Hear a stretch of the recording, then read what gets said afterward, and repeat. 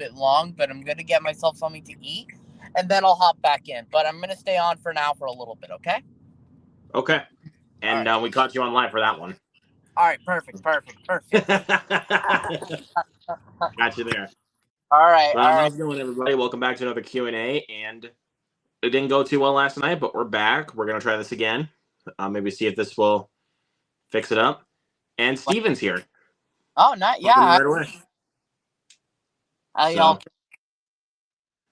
It's always good to see you, man. Always good to see you, Luke. Decided to pop in. Wanted to see how you and the boys are doing. Might get some of the boys popping in here a little bit later, but who knows? I was going to tell you, I think you probably did see this on my letterbox. I did do a double feature on Friday night. I saw The First Omen and Monkey Man, as you can see in the background. It's Monkey Man. Loved both, particularly Monkey Man is my second favorite so far this year. Oh, okay. What's one? It's still Dune Part 2. I mean, that's kind of the obvious one at this point, is Dune Part 2. Right. I want to watch Monkey Man because it looks really badass. It's badass as hell, dude. But one that I'm looking forward to that's coming out in a couple of weeks is Abigail. I am actually looking forward to it. I'm not the big Radio Silence fan, as you know, but I am looking forward to Abigail because I heard this is their best film yet. I saw Cody Leach's review, and I'm like, okay, I could give this a Yep, and he gave it a go out and buy it 4.75 out of 5, and I'm like, that's what I love to hear. Let's go. Trust his takes, so I'm definitely going to be giving this one a look. I like the cast. You have Melissa Barrera. What's her name from Ant-Man and the Wasp: Quantumania? I can't remember. She was in Freaky. Catherine Newton. Catherine Newton's in there. You also got Giancarlo Esposito and Dan Stevens. Also, rest in peace to one of the actors who died. Angus Cloud. That's right. Yep. Angus Cloud. May he rest in peace. Unfortunately, he left the world with a great performance, and I'm sure he was very loved by his friends and family, obviously. So, rest in peace. And I look forward to Abigail. I'm sure it's going to be really awesome. I think you might have already expected this also, but it's going to be gory. It's going to be bloody. I hope it's going to be he did mention that. I hope it's going to be genuinely.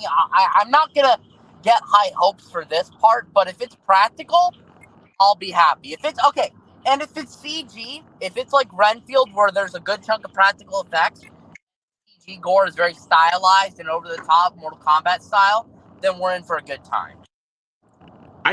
I mean, from the looks of things, when it came to the blood and Abigail, from what I saw out of the trailer, I'm like, this definitely looks like a lot of practical effects.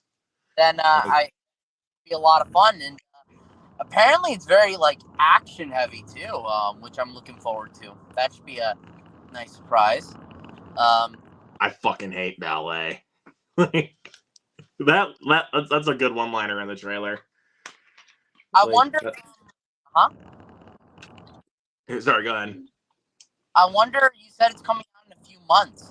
When's it coming out for theatrical release? I said in a couple of weeks. I didn't say months. I said weeks. Okay.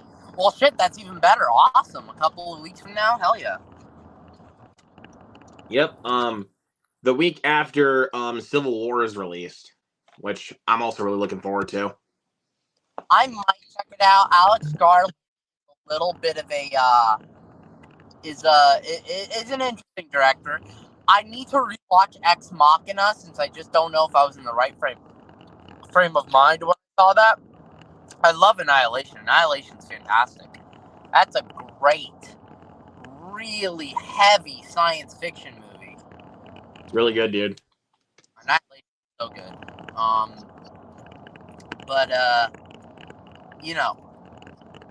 The bear scene and Annihilation That's the scene that literally everybody talks about when it comes to Annihilation, is the bear scene.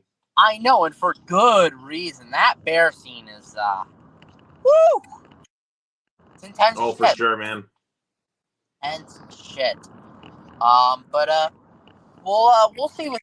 Or I might check it out. I'm a little bit skeptical, but I trust Alex Garland to at least, he's pretty ambitious. So we'll see how it turns out. I know it's a long way out, but I am really hoping is good. Which one is? Maxine. Oh, Maxine. I have no doubts. Like, Well, I'm sure it's good, but I'm hoping for, and I like Pearl. Don't get me wrong, I like Pearl, but I want Maxine to go back more towards the X style slasher than the Pearl slower paced, psychological horror that was. Not that there's anything wrong with it, but I know Maxine is going to be set in the 80s, and I'm hoping it really sort of like relishes like slasher goodness. Like X did for the 70s. So I'm looking forward to it. I'm definitely looking forward to Maxine. I don't think we got a release date for that one yet, though, which is unfortunate. no, it's coming out in July. Coming out in July? Okay, then that's awesome. So yeah, I'm looking forward to that. But yeah, I mean, but yeah, I had a great double feature on Friday with Monkey Man and The First Omen. Surprisingly, The First Omen was great. Like, I was not expecting that at all. I thought it was going to be trash. I didn't even. I was like, I was just like, okay, this just looks like another cash grab for The Omen. And then I watched it and I was like, okay, I ate my words here a little bit. But I'm a little surprised that we even got a prequel to The Omen. Like, I never heard. Granted, this could just be me being out of touch, but I hadn't heard anything about a prequel in development for The Omen or anything like that. And when it came out, I feel like it was just dropped on us. So that's a little surprising. I still need to see The Omen movies. I haven't seen any of them, surprisingly. I mainly would recommend the first one because that's really the only great one besides The First Omen. But I also would recommend the second one, Damien the Omen 2. Okay. Like, that one was pretty good. I mean, Omen 3, not good, except for Sam Neill. He's the only reason why it was worth watching. Omen 4, atrocious. It's awful. And the remake is probably not a winner by any stretch of the imagination. It's a shot-for-shot remake. Like, there's nothing changing about it. Oh, so it's pointless. Like, there's no point ever watching it because you've seen the original, you've practically seen the remake. Yeah, so that's why do they do that? Why the fuck, if they're gonna remake something, why do they do it like exactly the same as the original? Like, I hate that. Like, who gives them the green light to do that? That's stupid. It is pretty dumb.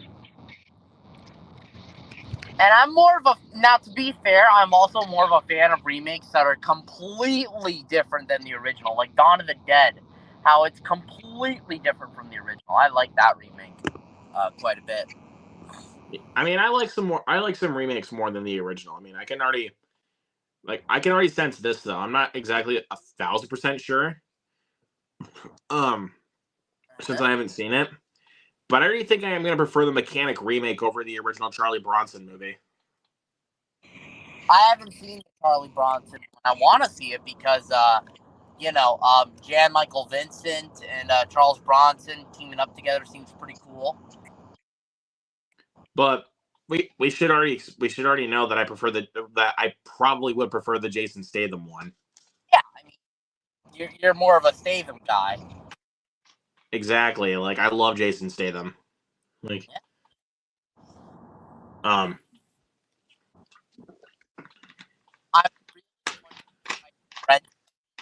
hold on. One sec. My dude is here. What's up, buddy? What's up, man? How you doing? Not much. Not too bad, man. How about yourself? Doing pretty good. Friday saw Monkey Man. Didn't really like it. Shock to me, but still happy I saw it. Definitely just you. Like, I'm fine. That's okay. Like, yeah, I definitely want to see future Dev Patel work for sure because I think he has a really good talent behind the camera. Yeah, man. But I understand where you're coming from about it. I loved it personally. Like That's awesome. That's as of right now for favorites of the year. Dose. Yeah, I don't think So anything's good. topping Dune for me.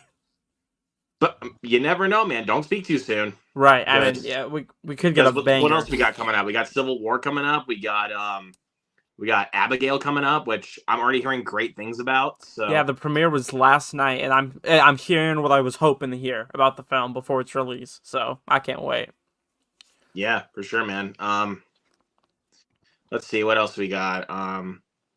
I don't think Challengers is gonna make it even close to Dune. It looks good though, like, but it's not gonna make it anything close to Dune. I don't think it's gonna. I think I'm gonna enjoy it, but I don't think it's gonna be like by the end of the year. I don't think it's gonna be in like top 10. I don't think so either for me. Even though I'm really looking forward to it since I love Luca Guadagnino, but I don't think it's gonna be like top 10 level for me, like say Monkey Man or hell, even Dune Part 2. Or in my book, The Beekeeper. So I think it's am gonna be top 10 excited for- though for Challengers. I think it looks pretty good. I'm Yeah. wondering if I should rent The Beekeeper since I think it's $5.99 or wait till it goes free on a streaming platform because here's what It's happened. worth it, dude. It's worth the rent, dude. It's worth it. No, but here's what happened to me. I got really burned on Thanksgiving. I love the movie, don't get me wrong, but I rented it for like $5.99 and then 2 days afterwards it comes on Netflix for free. Oh, yep. I'm like, what the fuck? Like, how does this happen to me? Like, I'm wondering, is that gonna happen with The Beekeeper? Because I've tried seeing if there's a streaming release date.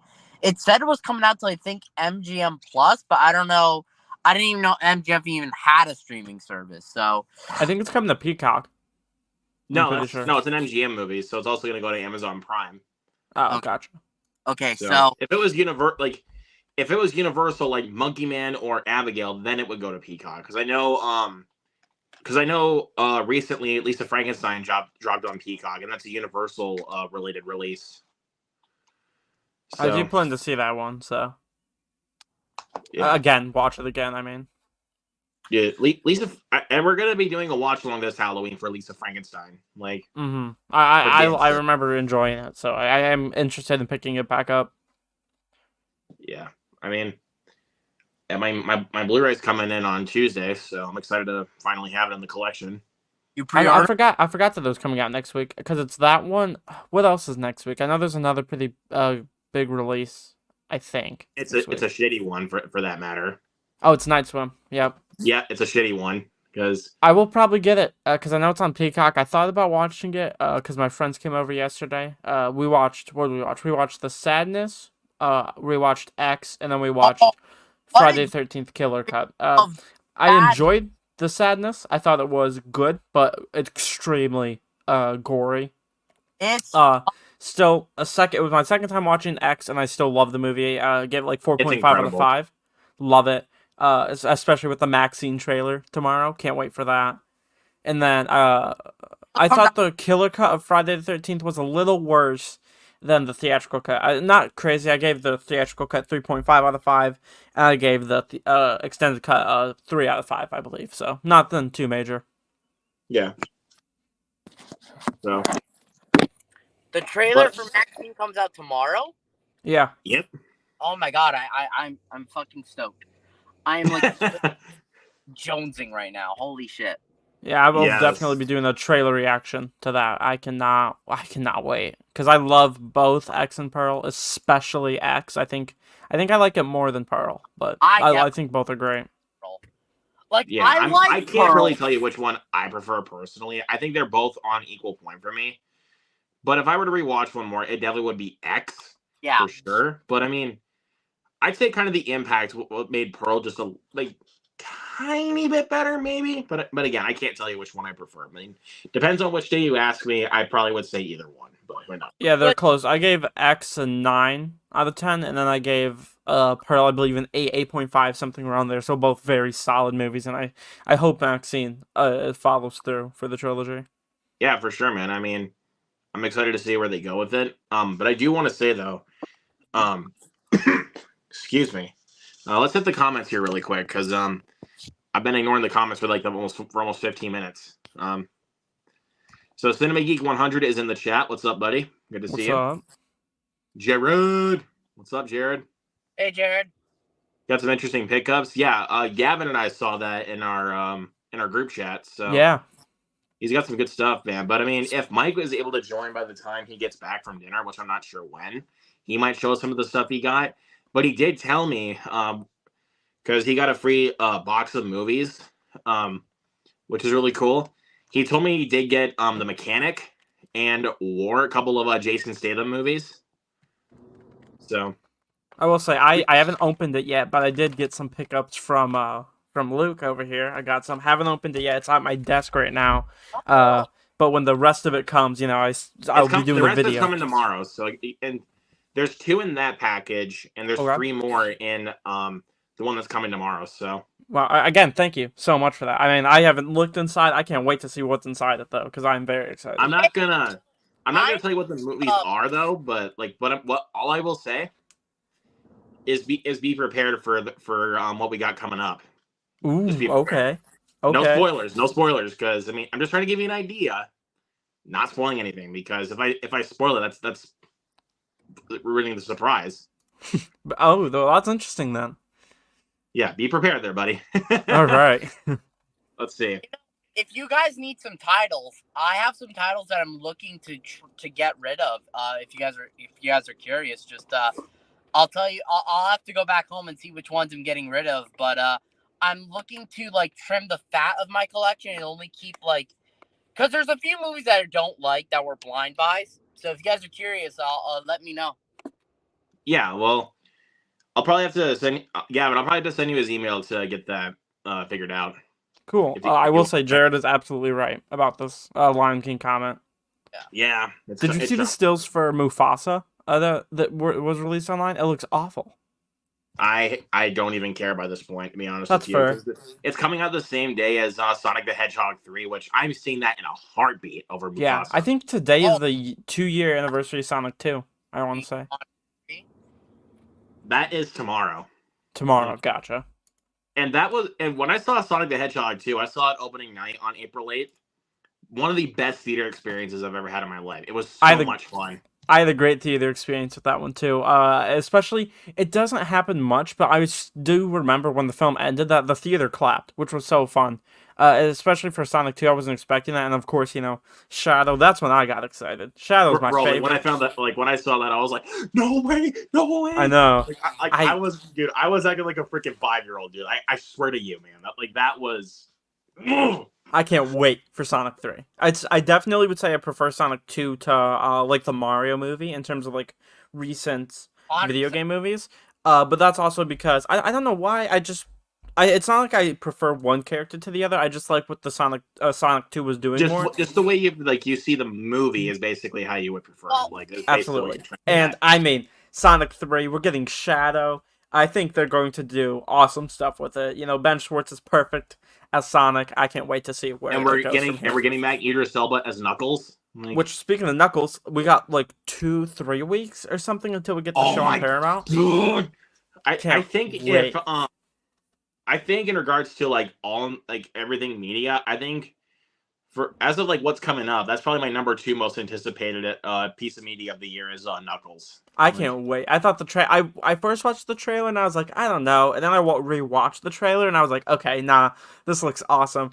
So I was like, okay, I gotta watch it. Giving us a little bit of what Knuckles really is as a character. So I can't wait. And yeah, I mean, I love Idris Elba as the character. And also, if you didn't know, I mean, I'm pretty sure you did know this, but the original voice actress who played as Tails in the games did come back for Sonic the Hedgehog 2. Which was cool. Very cool. Yep, Colleen O'Shaughnessy. She's also coming back for Sonic 3, so that's awesome. But she was the original. I think she was only the voice actress for Sonic Colors. I could be wrong about that, and maybe Generations, I want to say. But she was a voice actress in the games first. I know that for sure. Exactly. That's what I'm trying to say. From the games. Yeah.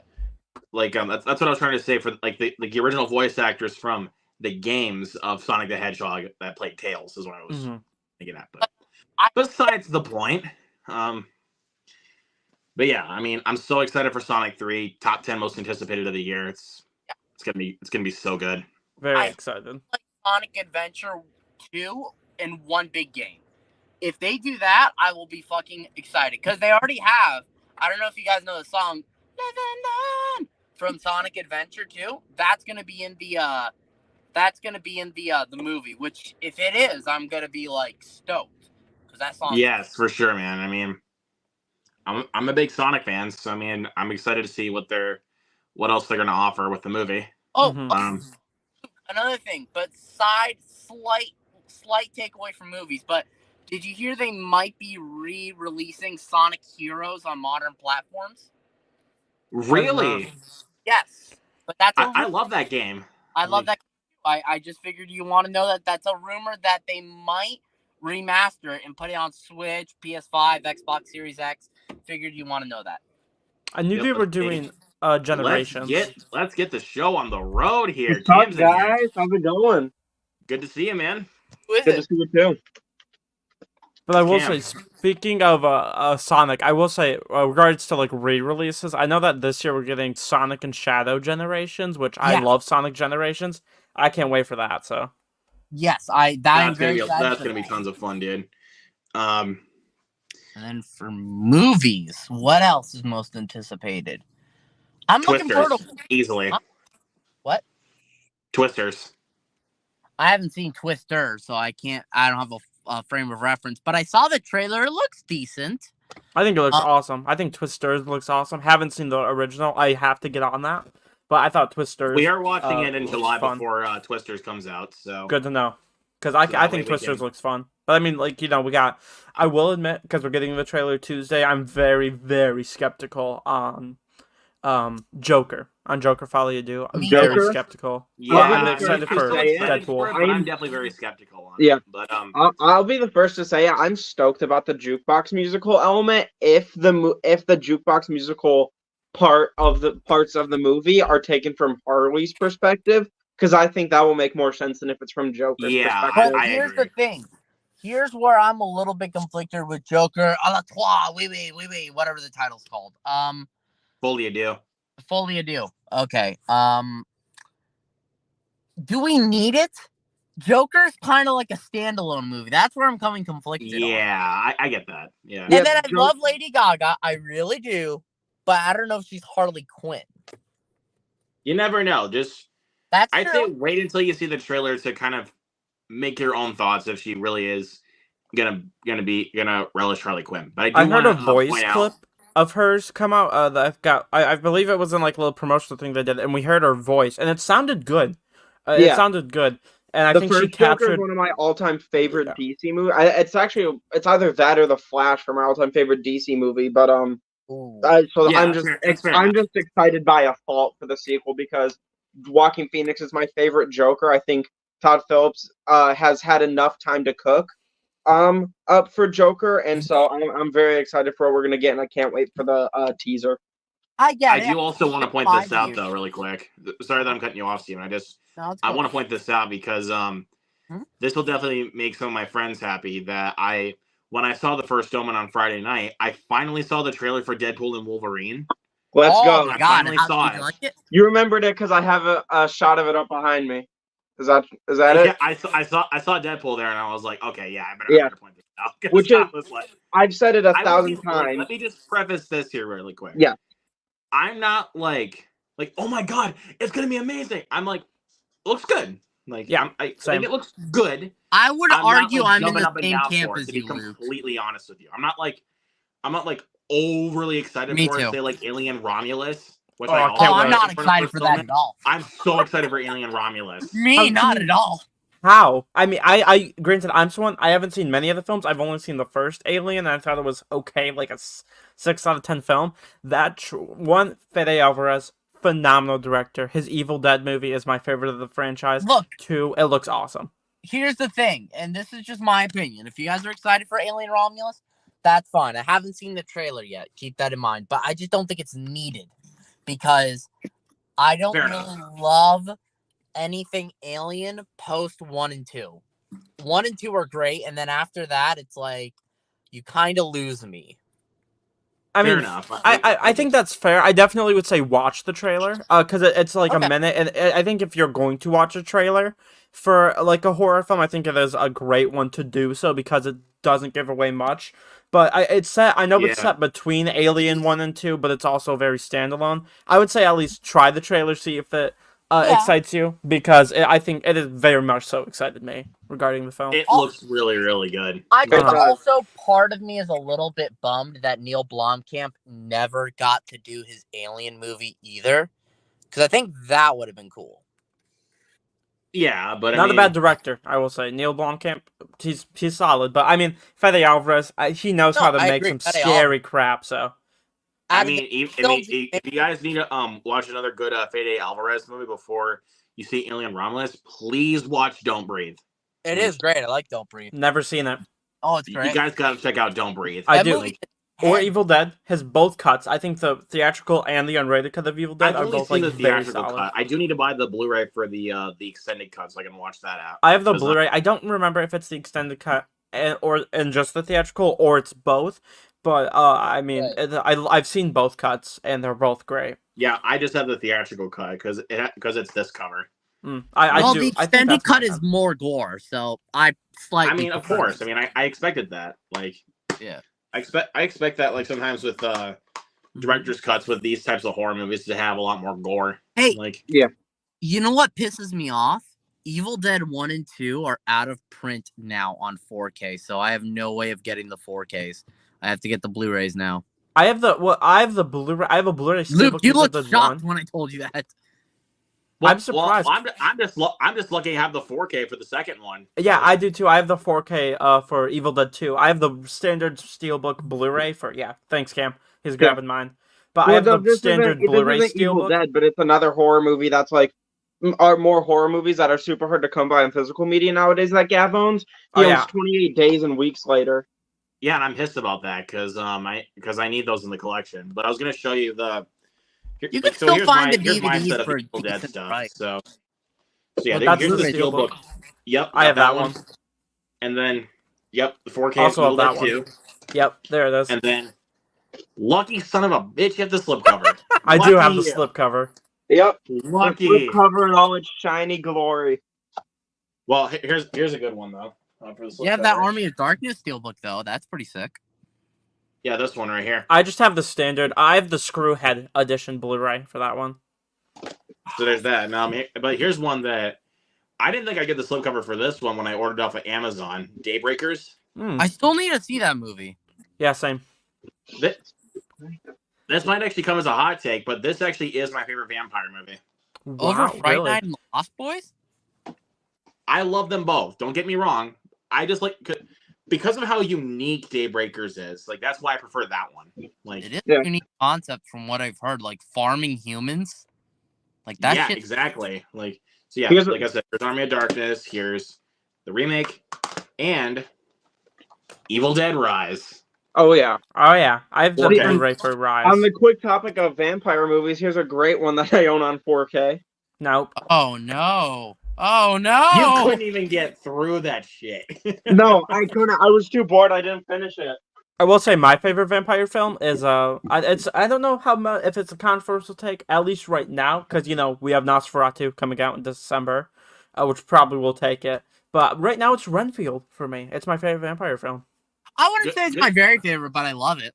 Hmm But I was gonna say though, I mean, Abigail's also coming out, and I mean That's right. that's a vampire movie. I don't know. I think I'm gonna like Nosferatu more, but I guarantee you, because I love Scream 5, I love Scream 6, and it's Radio Silence. I have trust in them. Still have to Yeah, watch I Radio love now. Radio It Silence. looks My awesome. opinions on Radio I Silence, have but I'm my looking forward favorite to of Abigail. vampire movies right here on physical media. It's the original Blade trilogy on Blu-ray. I haven't seen Trinity yet, but a couple nights ago I did a Trinity sucks, I- man.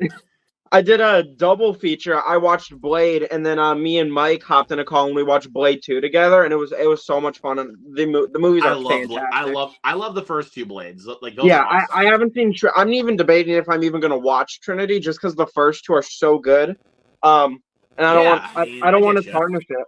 I think it's a perfect duology right now. I've Hey, only ever so seen Doug's Blade here. 2, which is really weird. I need to Hey, fix view Drew. Yeah, there you go. But I actually do want to show you guys some of the stuff I've gotten recently for this month, because I mean, For sure. Let's see it. but I mean, I got a lot more stuff coming in the mail. So, but I mean, this is just what I have as of right now. So, Okay. Let's see it. I got this one. I got quite a few stuff from the pawn shop. I picked up. Well, I'll just say which ones I got at the pawn shop, because I got about 11 titles from the pawn shop on Friday, like, because they're all $5 a piece. So I'm gonna go ham regardless. So. Mhm. Oh yeah, for sure. So we got Family Guy, It's a Trap. Basically a Star Wars parody of Return of the Jedi. I still got to get the trilogy box set with all three of those, because those Laugh are it the up, only thing laugh it Family up, laugh Guy it up, missing. Fuzzball collection. So Yeah. and then we got because I'm still going on with my Jason Statham collection. I got Revolver, one of his films that he did with Guy Ritchie. One of many films he did with Guy Ritchie. I mean, Like those and two are also, above. I mean, he's not like I don't think he's like a big part of this movie, but I mean, Statham is still in it, so I got it. A little movie called 13. It's got a pretty good cast, though. It's got Sam Riley, Ray Winstone, 50 Cent, Mickey Rourke, Michael Shannon, and Alexander Skarsgård in it. So, yeah, Yes. I'm going to check it out. All right, and then the next 10 titles I did get at the pawn shop. The next 10 I got. Mm-hmm. So I picked up Reign of Fire, Matthew McConaughey, Christian Bale with a dragon. Mm. Cool movie. I like that one. And then I picked up Jack the Giant Slayer. Also got a pretty good cast. It's got Nicholas Hoult, Stanley Tucci, Ian McShane, Bill Nye, not the science guy to be exact. The one from Shaun of the Dead. If you guys have seen Shaun of the Dead, you guys would know which one I'm talking about. And my man Ewan McGregor. So I love Nicholas Hoult. He's great. Oh yeah. I'm so I mean- hyped to have him as Lex Luthor. I think he's gonna be yeah, fantastic. and Superman Legacy, dude. Cannot wait for that. It's actually just and Superman then- now. Yeah, there you go. Really? They're changing the title to just Superman? Yeah, Where have they you changed been it, online for the last couple of months? I feel like that was That's announced a month interesting. I ago. didn't think about that, but I think it was announced in February that it was just like late February that it was just gonna. It's now just retitled to Superman. Which I love.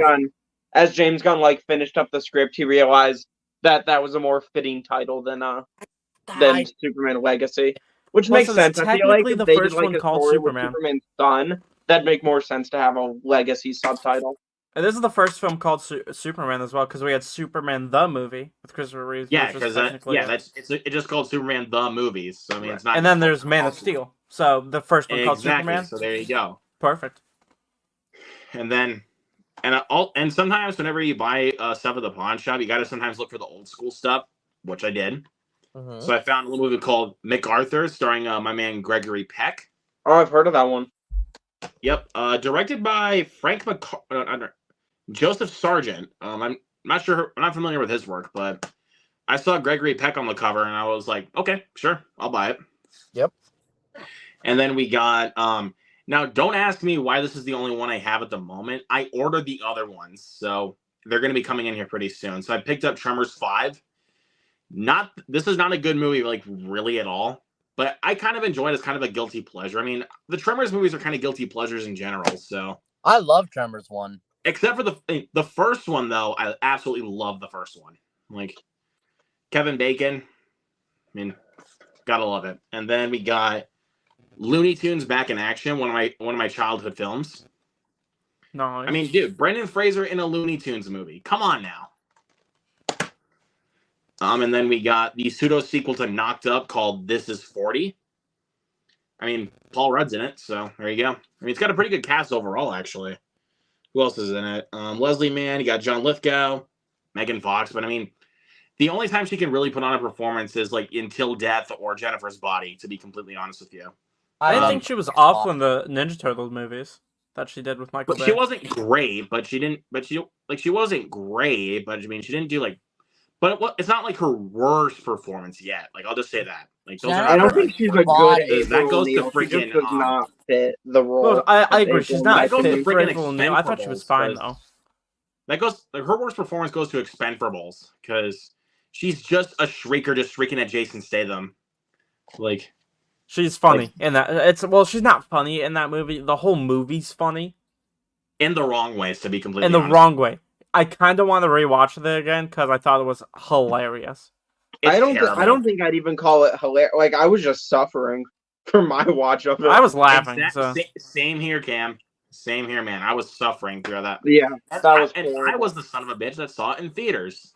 So I don't know how, man. I got that on DVD. I should buy the 4K of that. I got to see what that looks like in 4K.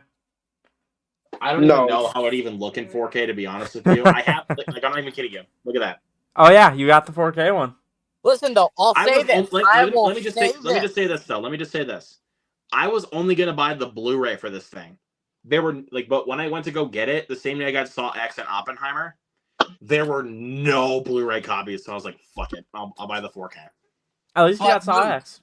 I'll say this: the 4K collection steelbook is good. It's pretty cool, but I don't need to pay that. I don't need to pay like $70 for it. I thought about it, especially when you have expendables in that pack. Like, I thought about it, but I was like, a movie I'm really curious to see how it looks in 4K is The Flash. It looks pretty good. I mean, but it doesn't make the CGI really any better. Like, yeah, I'm not expecting it to, but I don't know if it's a hot take because I don't know how. Honestly, not really sure about the public opinion for it. One of the best DC movies and one of my favorite comic book movies of all time is The Flash.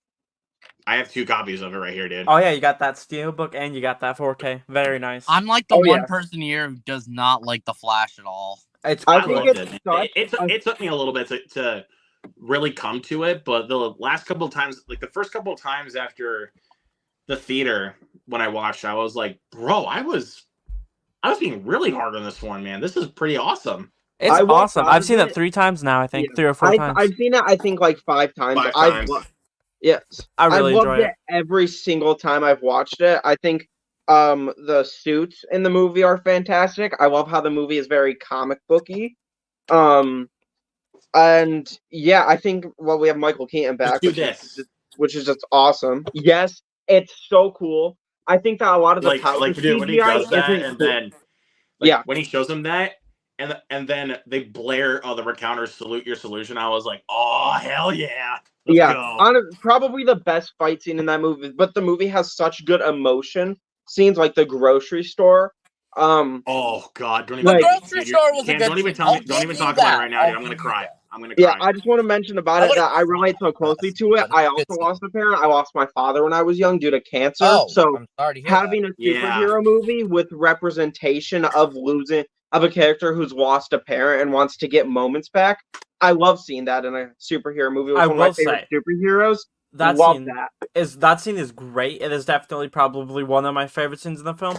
I have like one big complaint, which is obviously the CGI, but apart from that, I think the third whole like Chrono Bowl sequence is pretty kind of sloppy towards the end of it. Yeah. With the whole Dark Flash. But I think they save it still at the end with that scene, and it makes it all like kind of worth it because the movie's great. I'll say this: it's not like, and I recently rewatched this movie, and I don't know what I was thinking. It's not Suicide Squad 2016. I couldn't finish it. I cannot finish Suicide Squad. That movie's awful. Last time I watched it was when I saw before I saw the Suicide Squad, and I was like, God damn, man, why doesn't people even like this movie? No, but Luke, you want to know a bad take? When I originally saw that movie in theaters, I liked it. Then I rewatched it, and I was like, I'm crazy. What was I thinking? Same. Yeah, the only time I've watched this, the original Suicide Squad all the way through is before the Suicide Squad came out. I watched Suicide Squad and Birds of Prey with my mom because I went to take her to see the Suicide Squad, which she didn't know was rated R, which was very fun in theaters when Pete Davidson's face got blown off. That was shocking, right? Let me just say that right there. Yeah. That was shocking. I was like he was like, "I'm the one who called you," and then and his face is gone. I was like, "Whoa, insane!" And then I knew it was gonna be rated R, but I knew it was rated R, but I was like, I didn't think they'd go that far. Like. And then when you're done with your, I just want to say it now so I don't forget. When you're done with your movie showcase, I have a question about 4K movies that every one can answer. But I just wanted to get that out there before I forgot because Yeah, All don't, right. yeah, don't Also, worry. Luke, I'm gonna rejoin you in a little bit. I'm gonna go get dinner, and I'll be back in a little bit, guys. Okay? All right, sounds good, buddy. Sounds good. sounds good. All right, so let's see. So this next one I only have because this is one of my mom's favorite movies. Like anytime like this is on TV, she will watch this movie, like no doubt. And it was $5. I mean, I like it too, but I mean, not as much as she does, which is a little movie called Coyote Ugly. Never heard of it. Yeah, that's one of my mom's favorite movies, so that's the reason why I have it. So, but again, not a bad movie. We got a Leica movie right here. We got The Box Trolls. I remember. I don't know like if it's a right hot there. take or not, but I cannot stand the Box Trolls. I remember. I liked it when enjoying I was younger. I haven't seen it since. So Yeah, I think I saw it once in theaters, and I was like, that was weird because I like the animation creeped me out. Yeah. but I mean, I love Leica's stop motion animation. I mean, it takes a little bit of getting used to after you watch. Yeah, because that was like, my I think I was under the age of 10. I was probably in We between were 8 young. and 10 when the movie came out, yeah, and that was like, my first experience with that type of animation. So I was like, "Whoa, what's this?" Because I was used to like Pixar animation for movies. But yeah, like if you once you watch a film like Coraline or Paranorman, you'll be used to it. Like Coraline, now I like look back at the Box Trolls, and the animation of it is stunning because it's stop motion, and stop motion is just impressing in itself. I mean, even when you look at Guillermo del Toro's Pinocchio, like, dude, that must have taken a lot of work. Yeah. Like, seriously, like it's like let me get the criterion here really quick. Like look at some of this stuff though, man. It's like wood carved. Like, and the way that they do that, okay, yeah, let's go over here. Okay, take a picture. Like that kind of thing. I'm like, oh my god, dude, how do you guys do that? Like, it's kind of exhausting to even watch some stop motion movies. Because it's, oh my god. All right, next up we got The Day After Tomorrow. Roland Emmerich little movie here. One of his better disaster flicks. For a guy that is known to make a bunch of disaster films. And some pretty shitty ones at that. If you've seen something like Moonfall, you know what I'm talking about. I have not seen it, but I do know. It's like it's bad, but it's funny bad in my opinion. Like, and then we got The Spectacular Now, another A24 film. And to speak on radio silence, here is Ready or Not. Can't wait to watch that again. Speaking on Jason Statham, I mean, I'm actually not even kidding you. I have another copy of this movie coming in here pretty soon. I got the 4K for it. So you can basically tell I'm a huge fan of this movie. Crank. Oh yeah. Yeah.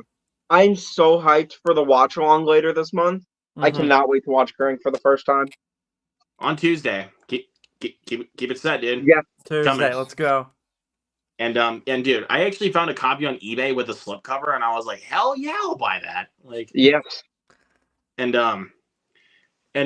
just make sure, man, prepare yourself because this movie is extremely over the top.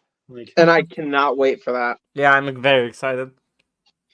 And but again, I'm not trying to like be like too overhyping on it, but I'm just speaking the truth though because this movie's very over the top. Like, Nice. Sometimes I'm that's a good thing, though. You know. Yeah. I was just trying to remove that because I mean he said he was going to go for some reason, but I don't know what happened. But yeah, so I have the 4K coming in for this year pretty soon since it also had a slipcover. So I was like, hell yeah, I'll get that.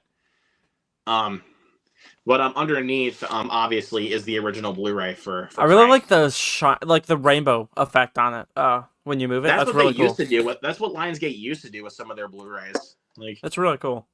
so that's kind of why I'm like, I mean, I didn't even know it even had the shiny cover underneath. So I was like, okay, cool.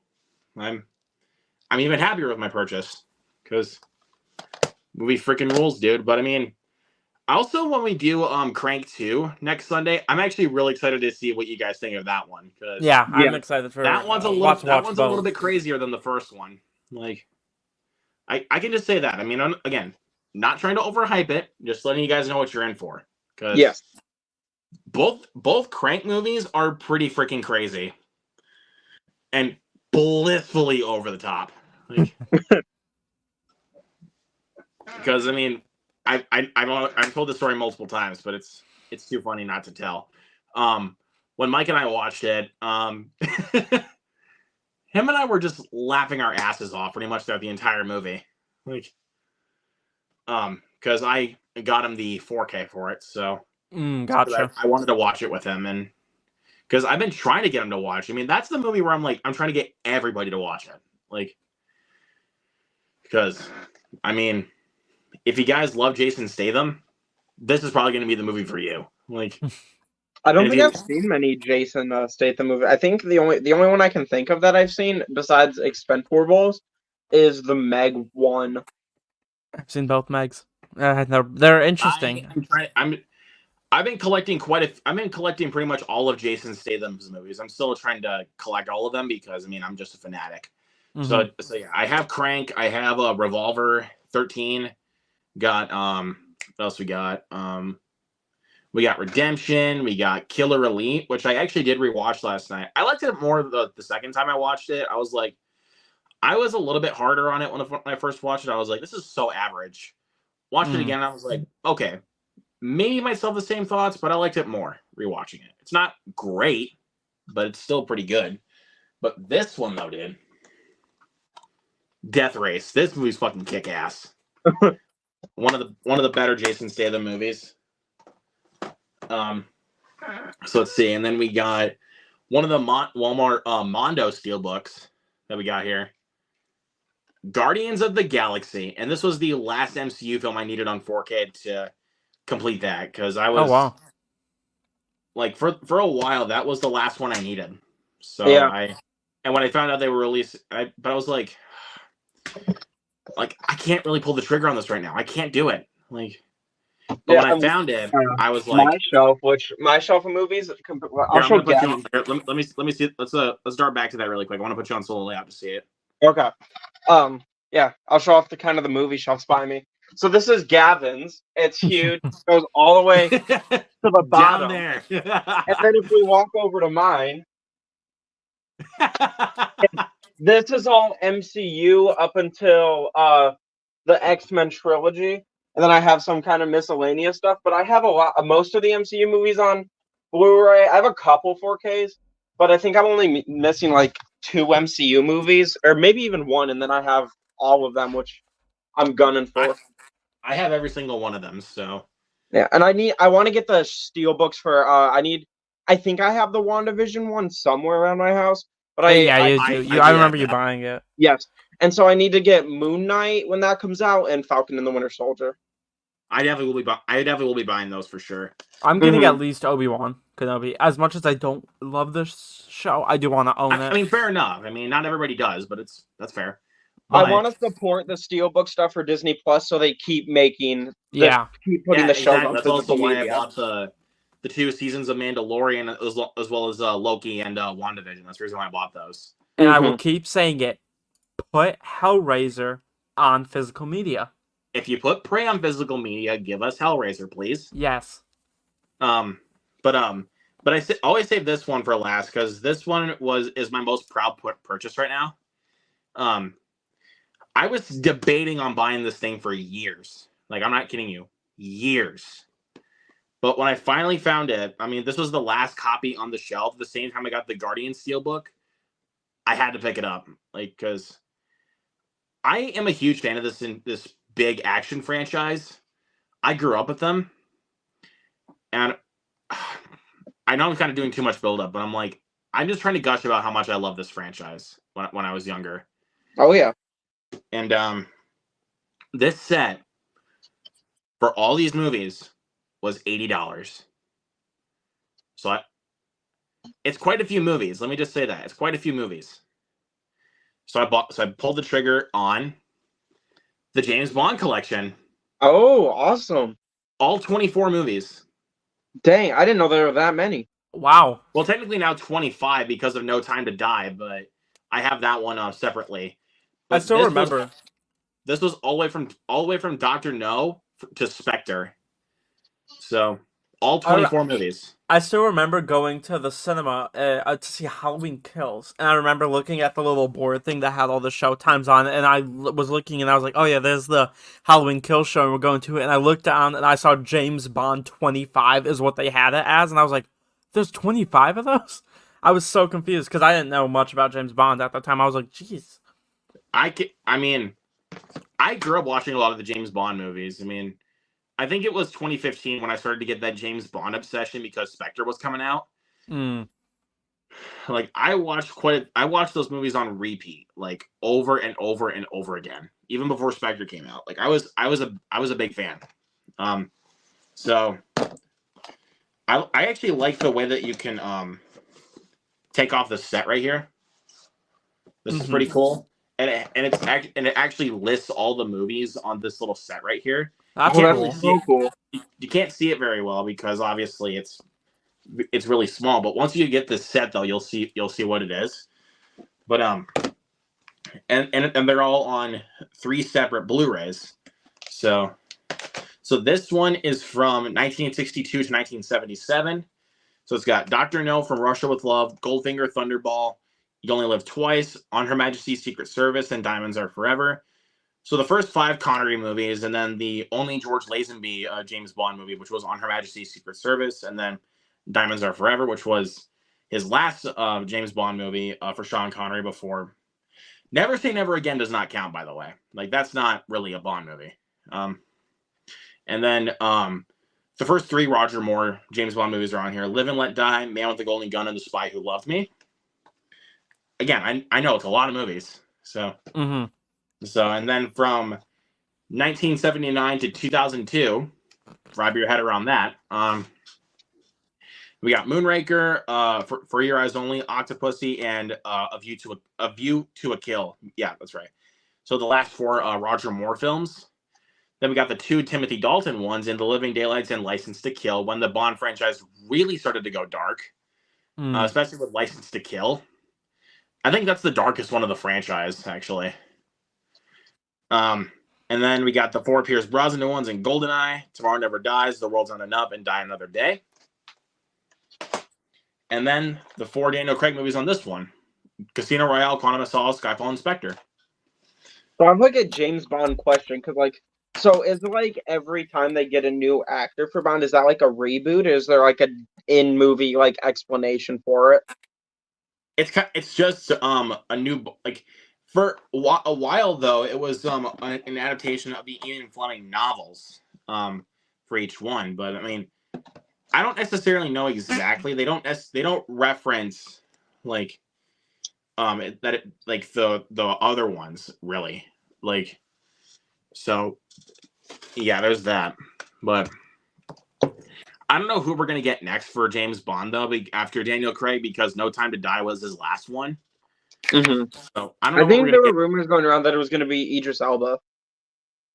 That was shot down, I believe.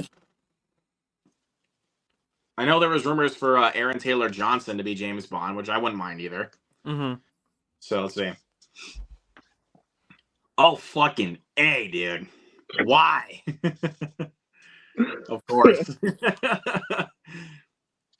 I don't even know there's even a collector's edition made of a real Megalodon. I don't even think that even exists. I do own the movie, though, already, and it freaking sucks. Yeah, I own both Megs. Just watch my recommendation, just watch the first one. Yeah, I probably won't watch the second one. The second one, at least. The second one is one of the most boring films ever made. Like, I don't know if I'd say ever made, but it's very boring. Like, seriously, how do you make a movie with Jason Statham fighting a giant shark so freaking boring? Like once you hear Jason Statham and giant shark, you're like, sold. But when it's just them for most of the movie going down to the trench and there's barely any sharks, you're like, I thought this was supposed to be Jason Statham fighting a giant shark. Like, you think that throughout your mind, and then when the shark sequences come towards the end of the movie, not even kidding you, they only happen within the last 30 minutes. And they're not even fun to watch. They're just boring because it's like you've already seen them in the trailer. So, yeah. Again, that one chick that got eaten by the Meg because it was supposedly Meg proof. I don't know how you fucking do that. That's really stupid. Yeah, she's an idiot. Just saying. It's so, but I guess they're making a third film, so Just make it better than the second one, please. Like, just please make it better than the second one. Don't pull another Meg 2 on us, please. I don't know. I guess we'll see because the second one made just too much money. It made way more than Ninja Turtles did, which is stupid because Ninja Turtles was a gazillion times better. But yeah, I agree with you, Sully. The first Meg rocks. Like, that's a fun movie. It is fun. For It's sure. stupid as hell, for sure, but I mean, it's fun. But I don't know. Because I'm still shocked as you are. Like, actually, not even shocked. I'm just as really stupid. Talk. I'm just as angry as you guys are that the fact that out of the entire month of August, that Meg to the Trench was the one that made the most money. That's crazy. But also the very well overseas. We had Ninja Turtles. Yeah, we had Mutant Mayhem. We had Blue Beetle and Gran Turismo, and they barely made any money. I mean, Blue Beetle didn't make any money. It was a bomb, which is unfortunate. Gran Turismo didn't make any money either. Like, really? That was a flop? I didn't know that. That's yeah, that one was a big flop. That one really did not make any money. Yeah, one of my favorite movies of the year was Blue Beetle, so I was super sad that it's kind of like a basic superhero origin story, but I thought that it had like the heart of the family, and I thought that the action scenes and Blue Beetle suit itself was so sick. I wish it was a success, but I'm happy that we're not done with. I'm happy that we're not done with Zolo as Jaime because it's perfect casting. I agree 1,000%. Because also September there was not even that really many box office successes. Like the only one that was like I'd say really was a box office success, I think, was Saw X. Well, I think there's another. I forgot when that came out. I'm gonna check. Nun 2 did well. That piece of shit. It wasn't awful. I think it was okay. I'm sorry. I thought it was so terrible. Totally fair. It's better than the first one, but it's I thought it was fine. That. The first one is way worse, but I still hated the second one. It's nothing but jump scares for 2 hours, and that's it. Yeah, I weren't even. I don't know. I thought it was okay. Like it was a very by the basics horror film. There was but I didn't one think it was good scene in the terrible. movie. There was one good scene in the movie, and it was the only scene that even showed showed hints of blood and gore, which was when the nun murdered the child.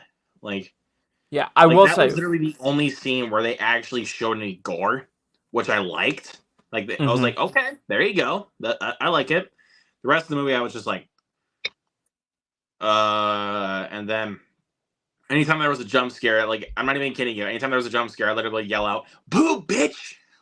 I will say I did love one thing about Nun 2, and it was when I believe it was the delivery girl was like locked in and she turned and like the nun rised up and the lights slowly turned to red. I thought that was really cool. I did like that.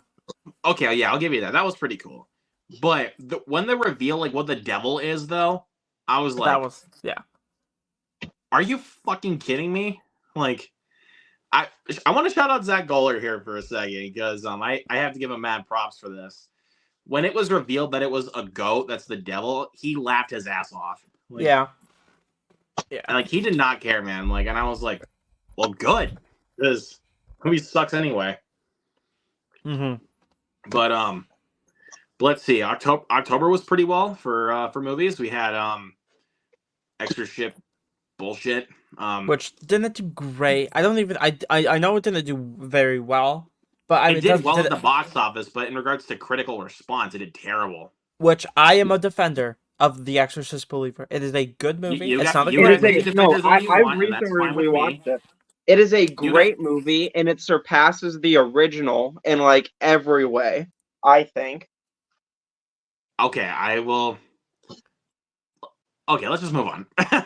And then Um, FNAF did well, so it didn't even matter Yeah, for Blumhouse FNAF how did well that one did. amazingly, which I'm happy about because I love FNAF. Same here. And let's see. November wasn't that great either. I mean, at least Hunger Games and Thanksgiving did well. Like I can give it that. They did well. The Marvels bombed, obviously.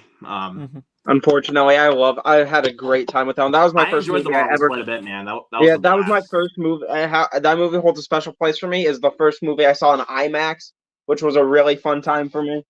And that's totally okay, man. Like we all get those like special movies every once in a while for where Mhm.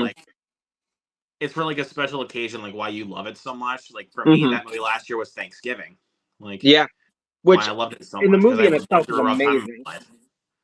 Like I was going through a rough time in my life, and I needed a cheer. I needed to pick me up, and I got that movie. for sure. What was mine last year? I don't know, man. I don't know. The one I watched the most last year on like repeated rewatches.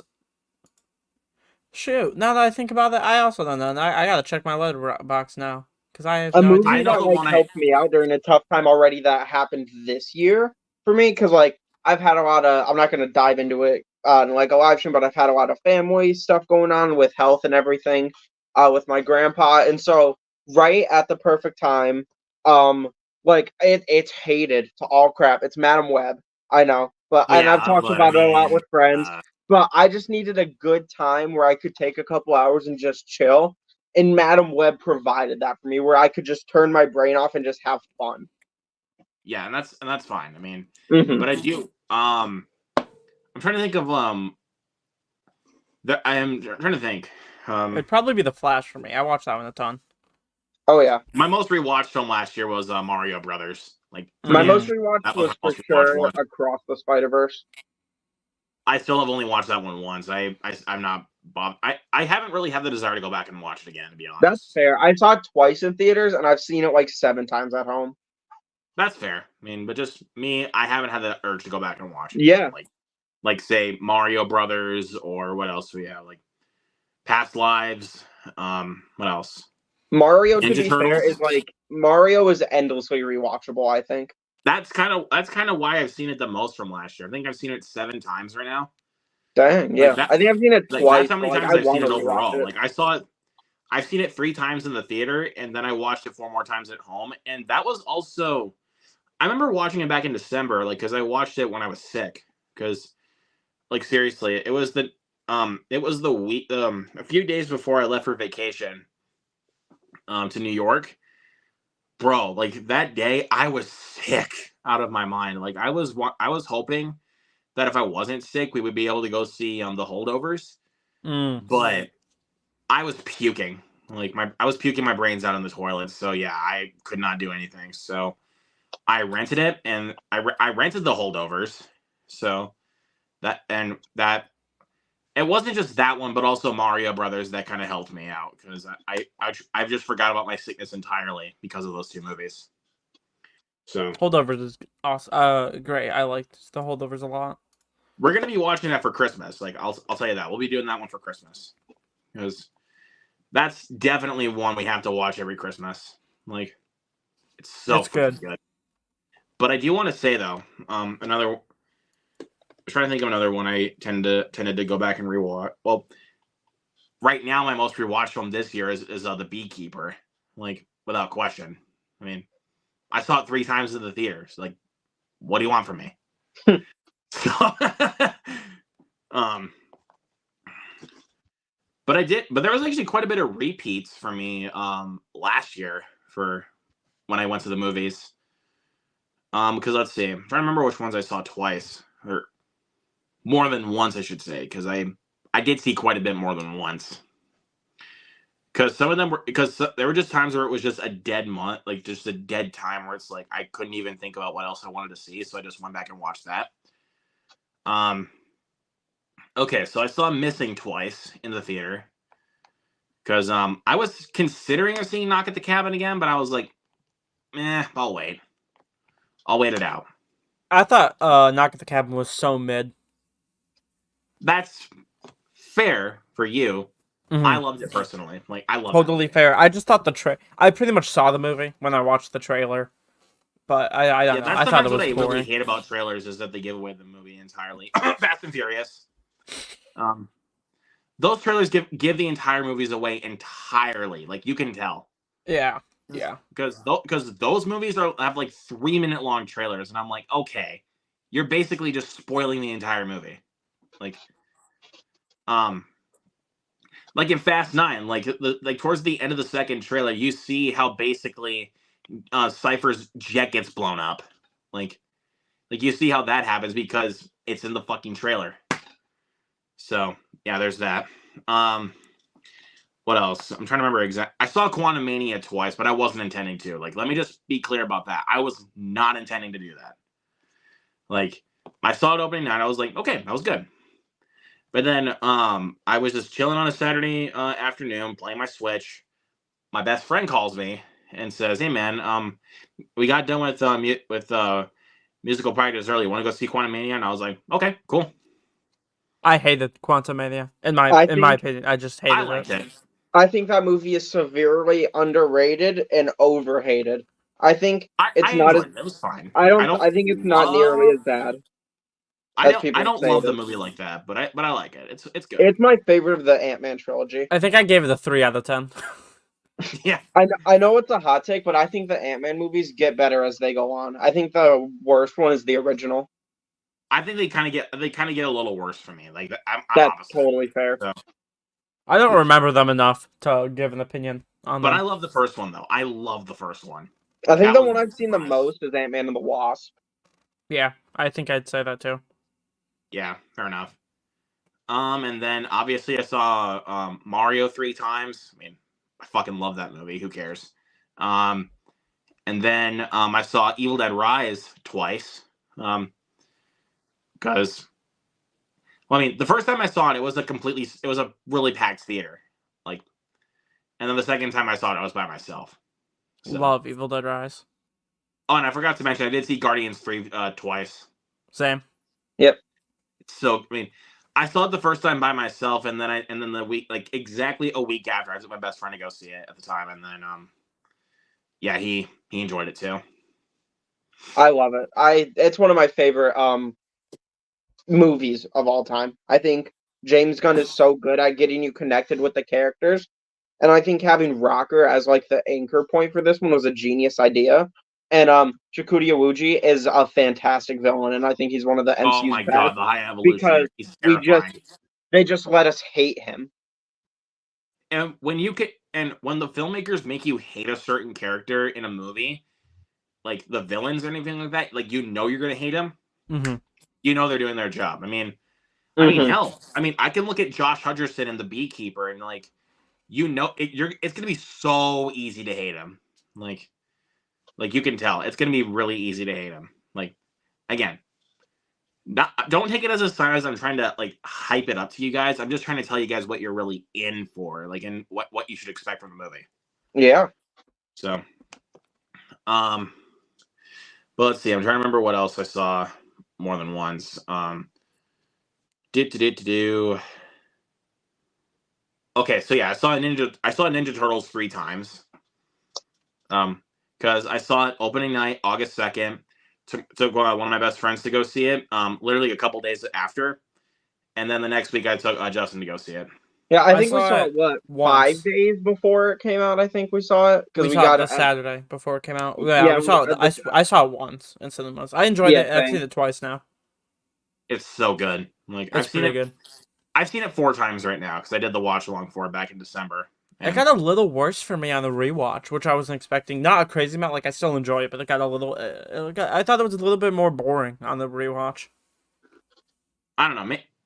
Maybe kind of get yourself like more like. Here's my thing with movies like that. Like, once you know what to expect watching it again, maybe set yourself for those kind of expectations. I'm not trying to make you like love the movie or anything like that. I'm just trying to tell you, like, if you want to enjoy it more, maybe set the bar like right here. Like, so there's that. I saw Blue Beetle twice. Loved it. I mean Justin loved it too, so there's that. And then I saw Gran Turismo twice. I saw Equalizer 3 twice. See, I did see A Haunting in Venice twice. That one was very good. I mean, I love Kenneth Branagh. I love his Poirot trilogy. So there's that. I saw X twice in the theater. I saw that one twice, and there was actually a couple of traps where Justin was trying to look away, and I was like, "Bro, you get your face looking at that screen." Like, oh yeah, I'm excited to get to that for the watch-alongs. That's gonna be fun. I'm just excited for the rest of the series for the watch-alongs. yeah, because let's see, we still got like I forgot which. I think we're doing Saw 3 on the 17th, if I'm not mistaken. I think that sounds about right. Yeah, because on the 16th, Mike and I are doing Beyond Thunderdome to build up for Furiosa. Nice. That's a Monday, right? The 15th, I think. 15th is I said the day before, though, which is the 16th. So. Mm-hmm. Well, I'm just because I actually want to mention this really quickly. I'm super excited. I got tickets to see the OG Spider-Man movie in theaters for the like Spider Monday thing they're doing for Columbia Pictures' 100th anniversary, and oh yeah, I'm super excited to because like if I checked right when we bought tickets, there were only a couple seats left. Oh so really? I think that should be a fun because like the theater's going to be insanely packed. Like we're kind of like in a corner is the only spot we were able to get. So I'm really excited. Oh, and I think it's going to be fun watching it with a crowd of people. Yeah, that's gonna be fun, dude. I'm excited to see how that goes for you guys. Let's see. I'm just trying to remember what else. I'm not even gonna lie to you. I was hoping to see FNAF twice in theaters, but I just didn't have time. Like, I'm trying to remember if I've seen it twice in total. Like in total, I've only seen it twice. I mean, I know Gavin's seen it twice because he was on the watch along with me. So, but I mean, even Mike is shocked that I haven't seen it more than twice. Because I think Toby's seen it like 5 times now. Yeah, he just watched it. Mike has seen it I think Mike has even seen it 5 times. Like, yeah, I'm just as shocked as you are. But I don't know. I'm just trying to find the right day, like when I want to go back and rewatch Five Nights at Freddy's more often. It's just again, I haven't been able to find that yet. So there's that. Trying to remember what else. Oh yeah, then I did see Godzilla -1 twice. Incredible. Within movie. less than a week. That should tell you how much I love that movie. Like, bro, I almost even like if my theater kept it long enough, bro, I was gonna see it a 3rd time. Like, so fucking good. It better. And obviously, I've seen The Beekeeper 3 times. I think actually, and on the topic of Godzilla -1, I might have this wrong, but I think it's coming in either June or July to physical media to the States. I don't think we know a time yet. I know it's coming this year, though, is what we know. Thank Christ, because I really want to watch it again so badly. But yeah, those are the ones that I remember I've seen twice in the like. Well, no, I did see Top Gun twice. I did see that one twice. And I'm trying to remember what I did see Wakanda Forever twice. Yeah, that was 2022 though. Yeah, I know. I was also pointing those out because I forgot those two. Oh yes. And also I saw Puss in Boots: The Last Wish in theaters twice. That is such a good movie. Yeah. But I don't know what the next one's gonna be for me that I'm gonna see again. I'm not even gonna lie to you. Might be Monkey Man, because funny. I actually want to tell you guys a little funny story. When I went to go to the theater to see the First Omen, because I was doing my double feature, so I got my ticket for First Omen, and then I told my friend who works there that I was doing a double feature, and she asked if I wanted to order my ticket like right away, and I was like, sure, because I mean I was gonna come out and get it right after I was done, but cool. Yeah. So, and there was no seats taken when I checked, but let's see. Hey, He was Luke. back. Hey, he's back. I'm back. Oh yeah. What I missed? As I just told them the movies I've seen in theaters more than once. Okay. And Steven, I know you know this, but I've seen I saw Mario Brothers 3 times. Mm-hmm. And I saw Ninja Turtles 3 times. And so I don't even know, man. Like I was almost gonna add the Beekeeper to be the one I saw the most in the theater. Because it like that movie was such a fun experience in the theater. Like that was one I was like that was the one I could not stop thinking about. Like that's the reason why I've gone back to watch that one. That one 3 times too. Yeah, I'm just as shocked as you are. I mean, I even had one of my friends. I mean, even one of my friends was like, "Bro, the movie's not that good," and I was like, "Bitch, you gave it 4 stars. Don't give me that shit." Like, because when I shared my ticket because I didn't have enough time to go to take a picture of the poster that was outside of the theater. So I had to go to the bathroom and I took a picture of the ticket. And I said round 3, and then he was like, "Bro, the movie's not that good." And I was like, I wanted to fire back at him and be like, "Bitch, you give it 4 stars. Don't give me that shit." Like, and to clarify, out of 5. To clarify, in case people were wondering. Mm-hmm. 4 out of 5 is pretty high. That is pretty high. Yeah, so don't give me that crap. Like if I get that same kind of crap for seeing Monkey Man in theaters 3 times, I mean, I'm already thinking about seeing it again. Like, you probably won't, because I think more people enjoy Monkey Man than the Beekeeper. I mean, I know that at least. I mean, I like Monkey Man more than the Beekeeper, like in general. But I mean, if I was to say which one I would rewatch more, it would definitely be the Beekeeper. But I mean, I already want to go back and see Monkey Man. Like, but I mean, I could already tell you that maybe Abigail might go for some repeat viewings for me. Maybe. I'm really hoping that movie's good.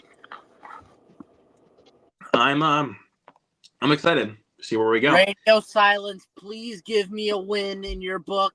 Please. Yeah, he's not a big Radio Silence guy. I am not. I love Radio Silence. The only film I really don't like from them is Devil's Due. That's really the only film I don't like from them. That's it. Okay, I haven't seen Devil's Due, but I'm pretty sure you and Gavin have heard my take. I don't know if Cam has. Cam. Scream 5 is the worst Scream movie in my opinion. I don't like Ready or Not, and I only like Scream 6. In my opinion, Scream 6 is the best sequel. I think 5 and 6 are the best Scream movies, with third place being the original. I have mad respect for you, Cam. I do. But let me put it this way. You do, Gavin, but like for some of Cam's hot takes, though, I have mad respect for that shit. Mm-hmm. Like, well, let me put it this way, though. No disrespect to any Radio Silence fans. I get it. I see their style. Respect the opinions out there. That's what we're all about here right now. Yeah. Take some respect. Yeah. But Abigail looks sick. I mean, it's going to be a bloodbath. I can already tell you that. Oh, yeah. It's listed in the reasoning for strong bloody violence and gore throughout. So it's like, yeah, it's going to be a bloodbath. Mm-hmm. I think at the very least, it'll be kind of like Renfield, where it's just balls to the walls fun. Oh, I can already sense that from the trailers. Like it's just going to be balls to the walls insanity. Like, so I'll say this. It'll be hard to top Renfield's Mortal Kombat X-Ray finisher. I mean, Gavin can even speak on that too. Like, I think it'll top. I think it might top Renfield. I have hope, but I'm not sure yet. Well, because dude, that freaking kick that he gave because the kick that Nicholas Hoult gave to Ben Schwartz in the third act of Renfield, in his pants in blood. It was fucking awesome. Yes. Oh man, I freaking love. Steven, now you're making me want to go back and rewatch Renfield. Like, I swear to God, dude, it's so much fun. Me too. I mean, let me see. Let me see. Hey Cam, maybe if we got time, I can show you. If we got time after we're done here, I can show you Renfield if you want. I won't be able to tonight. I got an early morning with my spring break ending, but for sure soon, for sure. Because let's see, I'm just trying to take a look. Yeah, it's on Amazon Prime at the moment. Mm-hmm. But we'll for sure make that happen soon. On Blu-ray yet because I'm wondering if Universal's gonna pull a Megan in the Black Phone and say, hey guys, lol, 4K, you get fucked. Yeah, which I maybe not like as I wouldn't really be as pissed with that one as I was honestly with the Black Phone. Like when they announced the 4K for the Black Phone, I was pissed. Well, at least you can know that you don't have to double dip because apparently the transfer sucks. Okay, then I'm glad I'm keeping my Blu-ray then. I haven't heard the full deets, but there's a guy I watch called Movie Review 365. He does like in-depth like 4K Blu-ray reviews, and he knows his shit. And he said that the transfer was not that good. Okay, good. Then I'm not wasting it. I'm gonna be wise enough to not waste money on that. Yeah. But let's see. I'm trying to figure out something here. But Steven, I wanted to show you something because I showed this to Gavin and Cam a little bit earlier. Okay. That I got this. And funny thing is, I'm also getting a 4K copy for this here pretty soon that I order with the slipcover. Okay. That just goes to show how big of a fan I am of this movie. That is Crank. Oh my god. You're gonna get 2 copies of it? Yeah, because this is my favorite Jason Statham movie, and amongst my favorite movies of all time.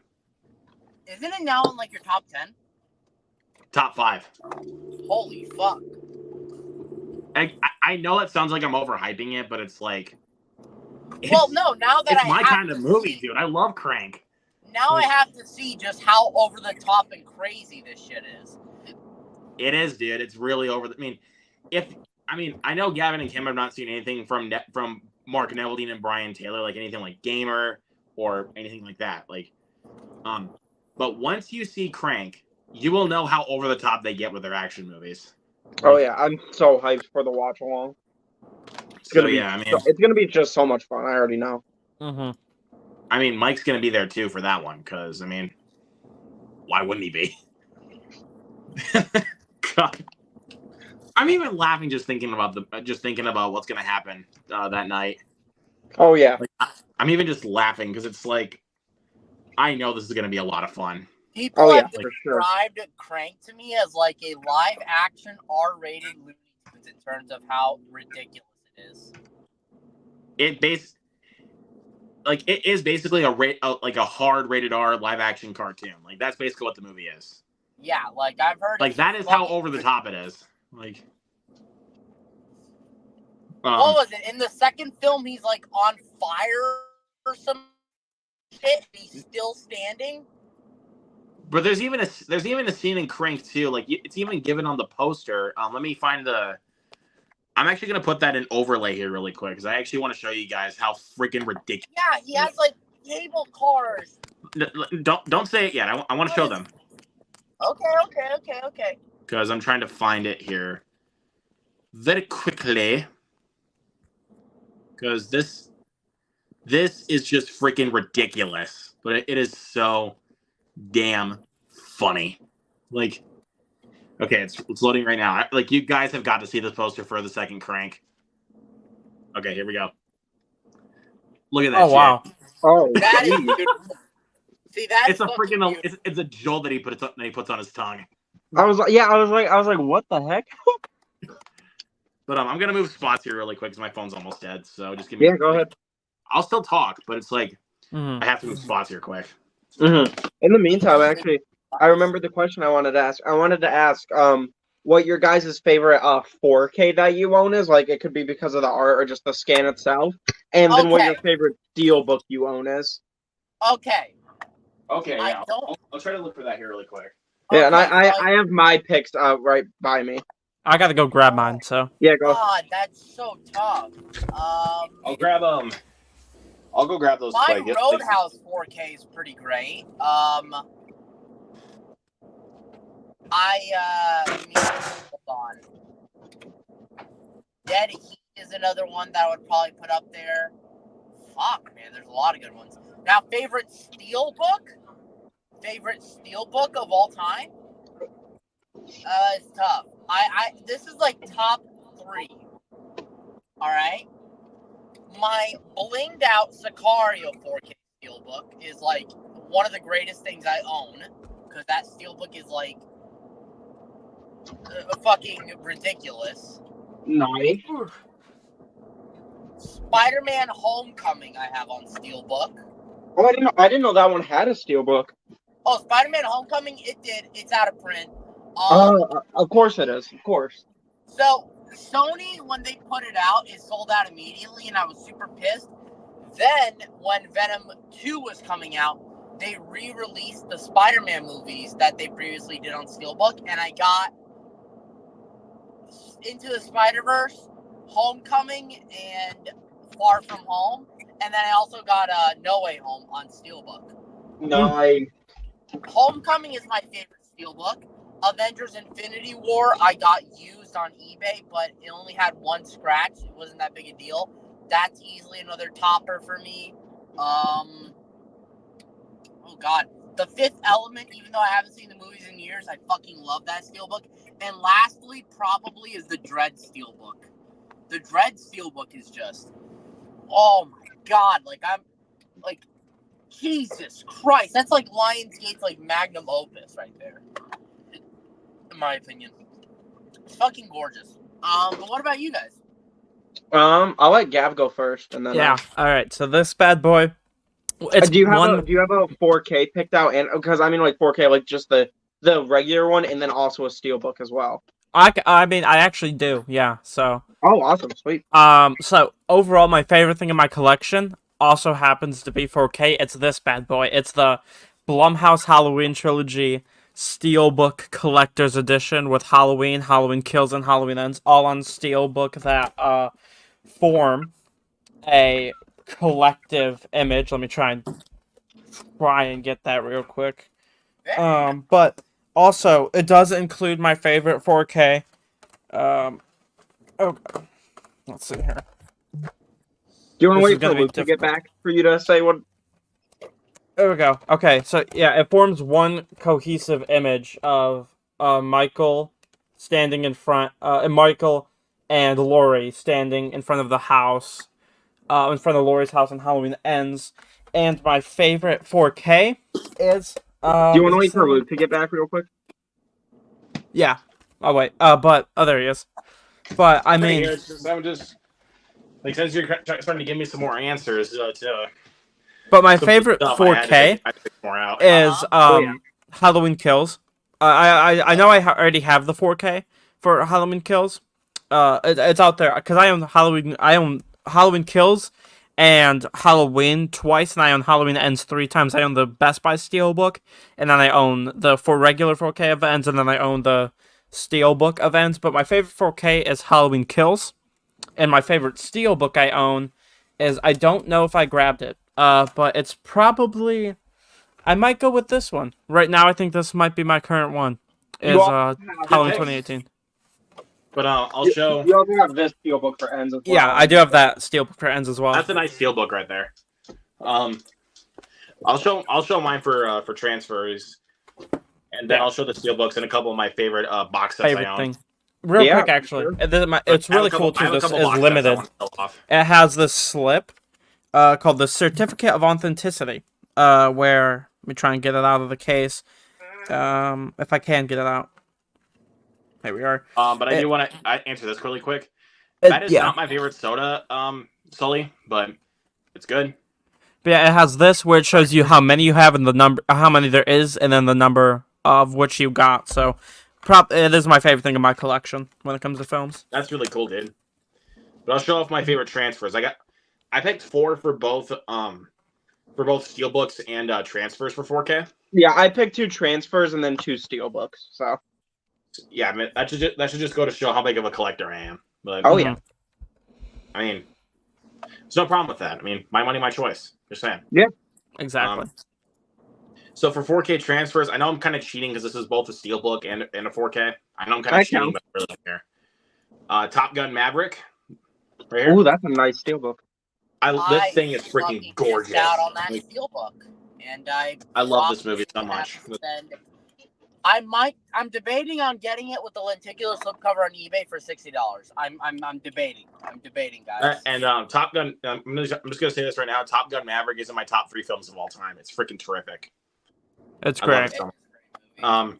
And then we got Oppenheimer. This 4K is freaking beautiful. And then we got The Creator, another beautiful transfer, and then probably my favorite of all, besides Top Gun, Dune. Nice. This 4K is incredible, dude. I have the glow in the dark steelbook for that one. I do want to get that, but my Walmart does not have it. So Yeah, I'm mine good had with a this. few, like I'm 2 good with left. this. My Because, I mean, Walmart carried both that and the Godzilla X Kong glow in the dark you steelbook. mean versus Kong?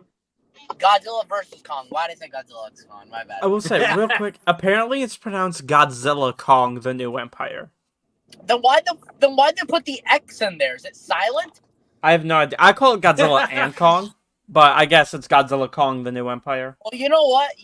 No offense to you, Adam Wingard. No offense, but the hell with what your title is. I'm calling it Godzilla X Kong because my OCD is not going to let me distract the fact that there is an X there. Okay? I just call it Godzilla and Kong. So Yeah. Yeah, Godzilla and Kong: The New Empire. There you go. All right, now for some steelbooks. So I got the Terrifier 2 steelbook. I have a different one. I think you have the 4K one, don't you? Kim, can you grab it off the shelf? Well, do you know what shelf it's on? You have a lot going on here. 3 probably. Oh, Yeah, you but do I have the another- one that yeah. was. I have the original Blu-ray steelbook of Terrifier 2. I Oh, believe I have yeah. the 4K one, but I can't remember. I found it. You do have the 4K Yeah, one. I have that one. That, Wait, how does he know I what your want that 4Ks one, but are? I mean, this is Oh, yeah, one sure. of 3. I'm not even joking you right now. This is one of 3 copies I own of this movie. I own Dude, 3 copies of this thing. Terrifier 2 has had so many releases, it's not even funny. And I still want to continue to support this movie. So, because Terrifier 3 Terrifier- October, it's freaking baby. great. Can't wait for that one. Terrifier 3. then- Okay, Terrifier 3 is my most anticipated movie of the year. I don't care. I said it. Fair enough. I mean, I'm really looking forward to it too. And then we got Teenage Mutant Ninja Turtles Mutant Mayhem. I could get that because they released that Walmart, but I don't think I will. I think I'm gonna hold off. But My I Walmart's love already that. up. I love this design though, dude. It's Especially a the really back, cool one. dude. Look at that. That's freaking awesome. And because I'm that kind of person, I had to pull in a Scream Factory steelbook. Uh-huh. So I picked Pumpkinhead. Ooh, Nice. that one's cool. Really? Look at that. Look at that, dude. Look at that. That's awesome. And that's actually the design of Pumpkinhead right Mhm. there. Speaking of Scream Factory, Luke, are you gonna pick up the Killer Clowns from Outer Space from Scream Factory? Possibly, yeah. I mean, I do want to get that. I 'Cause- pre-ordered the game that they have coming out in June, but I've not seen the film yet, so I do want to watch it. I'm not gonna pre-order the game since it's multiplayer only, and I'm a single player guy. But fair enough. I will be getting that. I'm debating on getting the Steelbook or just the standard slip version. I don't know if I should get it for the movie. I mean, I'll probably just get the standard slip for Killer Clowns from Outer Space. I'll get whatever one I see first, probably. I'm so glad then, they re-released it because the Arrow one went out of print. So sorry about Yeah. that. Sad. But this is the last steelbook I have, and I'll show my 3 box sets that I love, which is for Sonic the Hedgehog 2. I like that Steelbook. It's really good. I'll move this here really quick. Yes. I love that they're recreating the second game's poster. Yeah, for the Sega Genesis, like I like let me put this back on here really quick. Look at that. That's sick. Amazing. That's amazing. And That's really sick. I mean, this is another movie I own 2 copies of because I also have the Walmart exclusive Blu-ray out there. That has the little comic book with it. Yeah, I love that movie. And then I'll show the 3 box sets quick, and then Cam, you can show your stuff. Yeah. So I mean, the James Bond collection. I mean, it's a freaking massive set, dude. Like, I and might Steven, grab just so that. I actually just got this not too long ago. So I got that. I'm hoping to get it. This one I actually had this on my Christmas list last year, and my grandparents when I found out my grandparents got it for me. I'm actually not even kidding you. This set is out of print now. Let me see. So I picked it up. So I'm glad my grandparents got it for me. That is the Fly collection. Ooh. Really? Look, dude, look at that box set. Look at that. That is. Look at that design, dude. That is freaking amazing. My Walmart when they used to carry that in the Omen set for a little while, but not anymore. It was Yeah, weird. because I did hear that this box set did go out of print. Like, Did we really have to check into that? yeah, but when I found out about that, I was like, well, good thing my parents got it for me because That's weird. this is one of my favorite box sets that I have. I love the green. Yeah, and and it has all 5 movies with it. So here's the original. Return. Jesus, dude, my brain's fried. Return of the Fly, and then Curse of the Fly, the Fly remake, which I love. I love this movie. It's not some of the greatest practical effects you'll ever see in 80s horror. No lie. And then the Fly 2, which is a piece of shit. I want to see the Fly too. It looks fun. It's terrible. Just watch the Jeff Goldblum one, please. Just watch that. And I know people are not big fans of these movies, and that's totally okay with me. I just love this box set, and I got it for a pretty good price, about $50 at Best Buy. So I got it. The Paranormal Activity collection. Look at this set, dude. Look at that. That's nice. That's the only I've way. only seen the first one and I hated it. And that's okay. Like, but I mean, I like a majority of these movies. I like this franchise. Like I really enjoyed the first 2. Like the first 2 are my favorites. The third one's pretty good. I actually really enjoy the third one as well. Maybe that one might be my favorite. I don't know. I enjoy the 4th one. The March ones is kind of a guilty pleasure. If I'm being honest, it has some really stupid moments in it. The Ghost Dimension is terrible. Like, that's the worst one. And then we have. But that's the only way to get it in physical form is in that set, I believe. No, Yeah. there is a DVD that you can get. Well, but, on Blu-ray, Blu-ray that's only, the yeah. way you get it is through that, and then the documentary Unknown Dimension. But I want to show you guys the covers for these. Yeah. So first one. Here's 2, 3, 4. The marked ones. I actually want to see if there's an alternate cover underneath this one. No, it's the same one. Just without the tagline here. It says "You're one of us now." Mm. And then we got the Ghost Dimension in 3D. I don't even know why the fuck they released this thing in 3D. Sucks. And then here's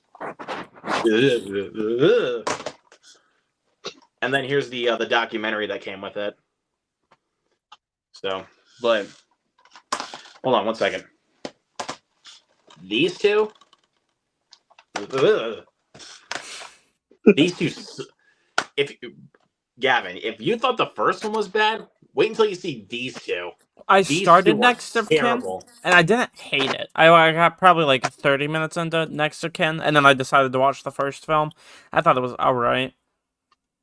It gets worse, dude. I'm telling you, it gets way worse. It's terrible. Like, wait, hold on one second. Yeah, this is the same guy that did Land of Bad not too long ago. Grant's favorite movie. Oh, yeah, no, Grant, Yeah. favorite film of last year. No, this year. Oh, yeah, it's his favorite movie this year is Land of Bad. He loves it. I don't know. Yeah, favorite movie this year. Said it was the best. best I know. Grant, you should probably know, man. We're kidding. But to be fair, though, it really isn't that bad of a movie. I want to see it. It looks fun. It's pretty good. So, I mean, it kind of plays into what you said last time you were here for the Q&A, Gavin, that Grant might be a little bit too hard. Because he calls it movie racist, and I'm like, I feel like what is there racist about it? Like, tell me. I feel like that's a bunch of exaggerated nonsense. It's the same thing you said about Kandahar. Like, so, and it wasn't that bad either. I don't find it racist. But Cam, what do you got? Sorry that it took me a little while, but no, don't worry. You were showing off cool stuff, so there's no need to apologize. Thank you. So I got 2 regular 4Ks, and then I got 3 steelbooks because I grabbed another one. I have Black Panther: Wakanda Forever as the first one. I think the movie, especially like the water in it, looks really great when we get like panning shots of Wakanda. I also like when 4Ks come with like art on the disc, and I love Shuri's Black Panther suit in the movie, so I really dig the disc for it.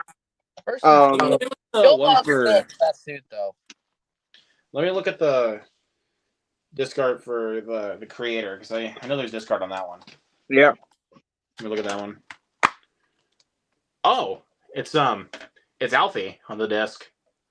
It's pretty good. Mhm. And then let's see what we got for a Pumpkinhead. This is sick. Look at that. Look at that. That's awesome. That is sick. What else? Like, go ahead. Go ahead. Oh, I just want to show the discard off for this thing because this one's sick. So next up is Logan. I think this movie's visuals are absolutely stunning, and in 4K it looks great. But something cool is I got it in a separate one, but I just put it with my 4K. I own the Blu-ray of Logan Noir, which was a rescan of the movie in black and white, which also looks really good. Yeah. But of course, I have the movie in 4K. In the Steelbook now, I'll start with this one. I got the one for Loki season 1. I think the artwork on it is so good. This is the Blu-ray Steelbook for it, but it's the same artwork. So. Yeah, it's the same for me. I have the Blu-ray. And I love the discs and how the ones for episodes 4 to 6 have the Loki horns, and then 1 to 3 have President Loki on it. That's pretty rad. Yeah. I love the one for Guardians of the Galaxy Volume 3. How the fuck did you get that? He's so jealous right now. What? An absolutely gorgeous steelbook. I love the colors of it. Blu-ray has Groot on it, and there we go. The 4K has Rocket. And then I have the standard 4K for Guardians 3. And then the inside is the group right before the amazing one-take fight scene to No Sleep Till Brooklyn. Which by the way, that song is a fucking jam. Like, where did you get that steelbook? Best Buy. I bought it day one and I gave it to him. Yeah, he bought it and then he gave it to me. That's good brotherhood right there. I tell you, it's good brotherhood. We have this thing where like he collects Marvel films, I collect DC films. So I was like, yeah, here, I don't care. Oh. And then the last steelbook, which is actually probably my favorite of them, is the one for the Marvels that recently came out. I have that one too. I think the end credits for the Marvels are stunning, so I really like that they went for that. Funny, I only have the Blu-ray disc in here because I was watching the 4K at my grandma's house and I left it there, so I still have to get that back. But the inside is the Flurkins from the space scene, which I found absolutely that scene was hilarious in my mind. But I also wanted to show off the disc art for Wait, Gavin, you bought Oppenheimer, right? I did, yes. Okay, I want to show the disc art for anyone that has not seen it. Here's the 4K, the Blu-ray, and the special features Blu-ray right here. Look at that. Oh, it's a 3-disc set. Yeah, it's a 3-disc set because the movie's 3 hours. I mean, they're not going to be able to hold all the data for the film and the special features on the Blu-ray. They're not going to be able to hold all that data. So, but yeah, I mean, God, I love this movie, dude. I love this movie. Why do I want to go back and rewatch this one now? Why? It's so that good. That slipcover's out of print. I bought this when it came out, so I mean, I pre-ordered that one. I was going to, but I mean, I just completely, it just went over my head because I mean, I actually kind of knew my Walmart was going to have this on 4K, so I waited it out. Same thing with Saw X. I waited that one out because I knew they were going to have it. It's just kind of surprised with Saw X they didn't do a steelbook. Yeah, but they did one for Spiral, but like I don't know why they didn't do one for Saw X, so that's weird. But I mean, speaking of the Spiral one, yeah, I do have that. That's a cool steelbook. I know people are apparently finding that one in the bargain bins. It is in the bargain bin, yeah. But none of my Walmarts have the bargain bin. I've tried to find mine don't either, which is stupid. I want to show off the discs for the Guardians of the Galaxy steelbook for the Mondo one. Mm-hmm. So yeah, you got the Mondo one. Here, let me put it back in the slip here really quick. I gotta get the Avengers one So eventually. there's the, I'll open the back up. I was gonna pick up one of the Mondo Steelbooks, but I wasn't in love with them when I saw them in person. But if I like them get a any lot. of them, So if here's I oh, that's nice. the 4K That's with Gamora, and then let me get the Blu-ray out. I wonder if we're This gonna one. get more. And this one we Mondo have. Oh wait, I wonder if we're gonna get more Mondo Steelbooks. I don't know. We'll see. Just waiting for them to come back so they can see it. If they do one, I'm telling you, dude. If they do a Mondo for fucking Iron Man 1, I would be pretty stoked. Not gonna lie, I'd probably get it too, man. But I do love this this steelbook though for Guardians of the Galaxy. I love this thing. I have the standard 4K steelbook. I don't have the Mondo one. I probably should have. You know what steelbook I want to get, even though there's no 4K in it? I want to get the cassette one that's out of print. Oh, for Guardians of the Galaxy? Yeah, I want to get the cassette steelbook so bad, but it's like $100. Yeah, I'm not gonna pull the trigger on that shit. Another steelbook that I do have, though, I have the Disney 100 Iron Man one that was released last year. I wonder why they stopped doing those for the MCU. It will probably But they also, probably here's just picked the- this one because it's the first one in the MCU. Yeah. I do want to show. Here's the Blu-ray with Drax and Oh. Groot. That's nice. I like that artwork. I like the orange and purple play going on there. I mean, even if you look at the steelbook, they kind of do have that little some of those like kind of like colored tones put onto that. I was so happy when I found this. I was like, yes, I got it. Like, I don't have to worry about it. I don't have to worry about getting it on 4K anymore because now I have all the MCU movies on 4K. All of them? Yep, all of them. Holy shit. But What else did you pick up, Cam? Sorry, what? I was just asking what else. Is that all you picked up? That's all I grabbed now. But if I could grab, I don't have many steelbooks. So wait, how does it work? Because I'm guessing that you and Gavin are brothers. How do you guys split up your collection? So it's actually pretty simple how we got it. I get all like the Marvel movies, like MCU, and then like what Fox did, and what Sony's been doing with the Spider-Man characters, and then he has everything else. Okay. So yeah, we have like a deal where like I just get first dibs on all the Marvel projects that are released physically. There you go on that. But I was gonna say though, with Mm-hmm. I was gonna say this though, like if I got married though, man, of like I would just say this. If my wife could not stand Jason Statham, I would just go in a private room, like when she's like Divorce. whenever working. Divorce. I would just go watch a Jason Statham movie. Like, Fair. Like it's so good. Like anything Jason Statham. Mikey, What's up, Mike? how's it going, my brother? Because but I'm trying to think of the one of the Jason Statham movies. Because where's my collection set? Threw it over. I think I threw it over here.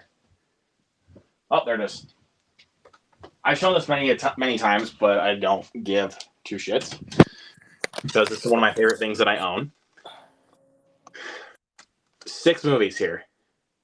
Nice. I was looking for that last time I went to my Walmart, and I was looking for that last time because I saw it last time in the bargain bin. And when I went back to Walmart last week, they didn't have it, unfortunately. Why does everyone get the bargain bin but me? Like we used to have it. I found this one a couple of years ago. Actually, I did find this one in the bargain bin. So it was $7.50 for all 6 of them. So I picked it up. Dang, yeah, that's good.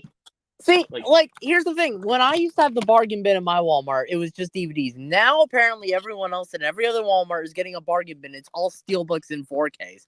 I'm like, what happened to, like, why did they get rid of the bargain bin in my area? And I can't get the 4K ones. It's like, what?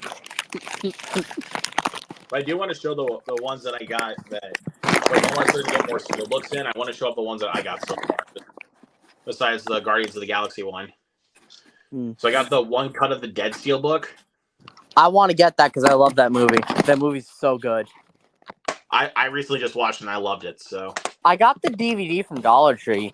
That movie, no spoilers for those who haven't seen it, but the second half really is as crazy as people make it out to be.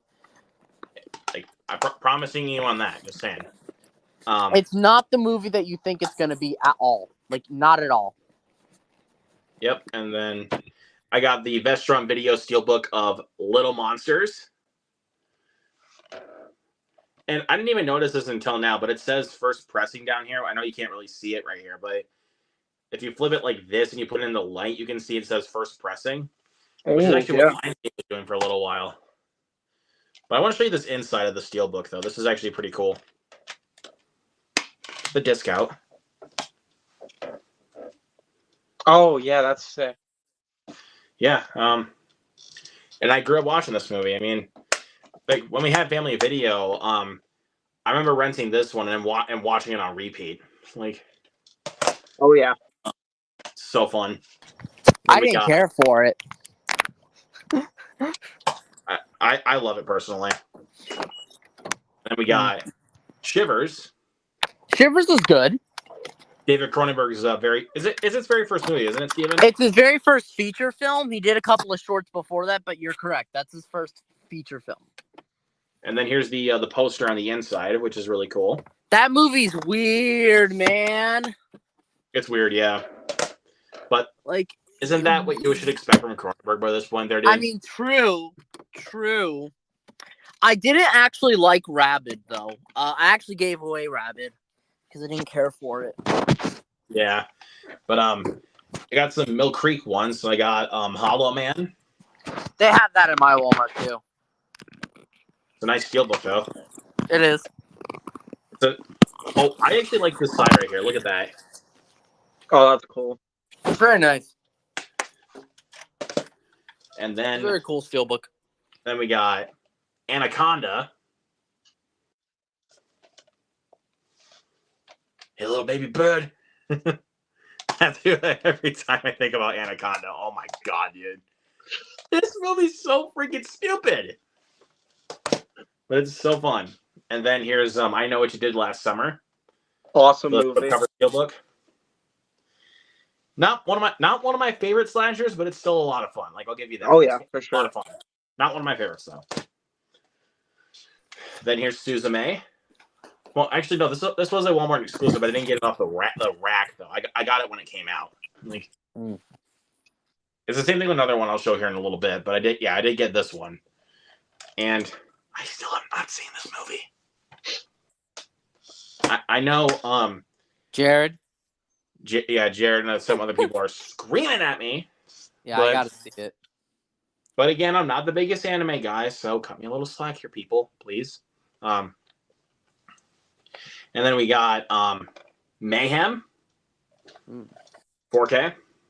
You know what? When you're done, I'm gonna see if I could show some recent pickups. I haven't shown that in a while. Yeah, you haven't done that in a while, man. I have not done that in a while. But yeah, I mean, I think this was, if I'm not mistaken, though, this was actually a lot of people's introduction to Samara Weaving before Ready or Not. Probably a better movie than Ready or Not. I mean, not by much, though, for me. I want to see Mayhem, though, in all seriousness. And then we got Creepshow. Really good little horror anthology. I gotta check out Creepshow. I love, fuck. Oh my god, why am I... George Romero, why did I blank on his name? Like, good god. Steven, get it together. Our brains fried, dude. Our brains are fried. And then we got Creature from the Black Lagoon, the original 1954 film. Let me see. Like, dude, look at that artwork, though, man. Look at that. My Walmart only has that one. I didn't know if they did others for the horror for the Universal stuff. Monsters movies. Yeah, I don't know if they did other ones, but that's the only one they had. And then, I Am the Law. I got it. So I still gotta finish that one. Dread is so good. And it is freaking. It is brutal. No, it is. That's not an exaggeration. He is not lying when he says this. And then here is it's the same thing with Suzume that I said it's an exclusive steelbook. Here's Wish. Didn't you say like DeBow or something like that liked your post or something? Yep, Ariana DeBose. He liked my post because I picked up this and ISS. She was the main star of both of those movies. So, so yeah, I guess I can say certified cool person, Ariana DeBose. But I think here's the thing though. Like, I'm not gonna try to speak too soon here. Mm-hmm. But I do want to say this though. If Catherine Newton likes and comments on my TikTok of Abigail when I do go see it, that's already a big win in my book. Like, oh, for sure. Like she's definitely gonna be certified cool person. But Jesus Christ, Steven, I didn't tell you this, but what? She liked and commented on my TikTok of Lisa Frankenstein. She commented? Yeah, she liked and commented. What'd she say? I'm not kidding you. What'd she say? She said thank you with a couple of exclamation points. Oh my god. Dude, I I was like, oh my god, no way! One of the cooler ones for me is I made a post about Spider-Man India and Across the Spider-Verse, and Karan Soni, the voice actor of him, liked the post. That's cool. And he also, and of course, he's also Dopinder in the Deadpool movies, and I love him in those as well. Yeah, for sure. But I know they didn't drop a like on it, but when I did my post for Arthur the King, also one of Grant's favorite movies, might I say.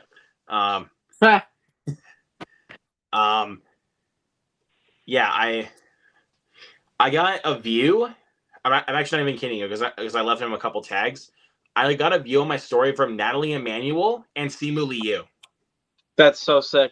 Oh yeah, I got a view. That's like one the I was story, forgetting. but I got a view from them, and I was like, "Let's go!" Yeah, I got a view from Simu as well. Who? For one of my Instagram stories. I think it was when he was doing an awards show, thing, and I posted about him showing up, and he viewed it. I think he liked it too, but I can't remember. No fucking way! How do these guys find people? Oh yeah, and also, funny enough, now that we're talking about this, yeah. When I did another post for Lisa Frankenstein, showing my love for that film, I didn't get the like, but I did get a view from Zelda Williams. That's so sick. My personal favorite, coolest, the one that's coolest to me is I did a happy birthday post for James Gunn on Threads, and he liked it, which is the coolest one for me. He's my personal favorite director, and so that was just I was freaking out when that happened. That's really cool. Dude, I'm not even gonna lie. I'm actually not even gonna lie to you. When because I am gonna buy Madam Web. I'm just gonna say that really quick. What you are?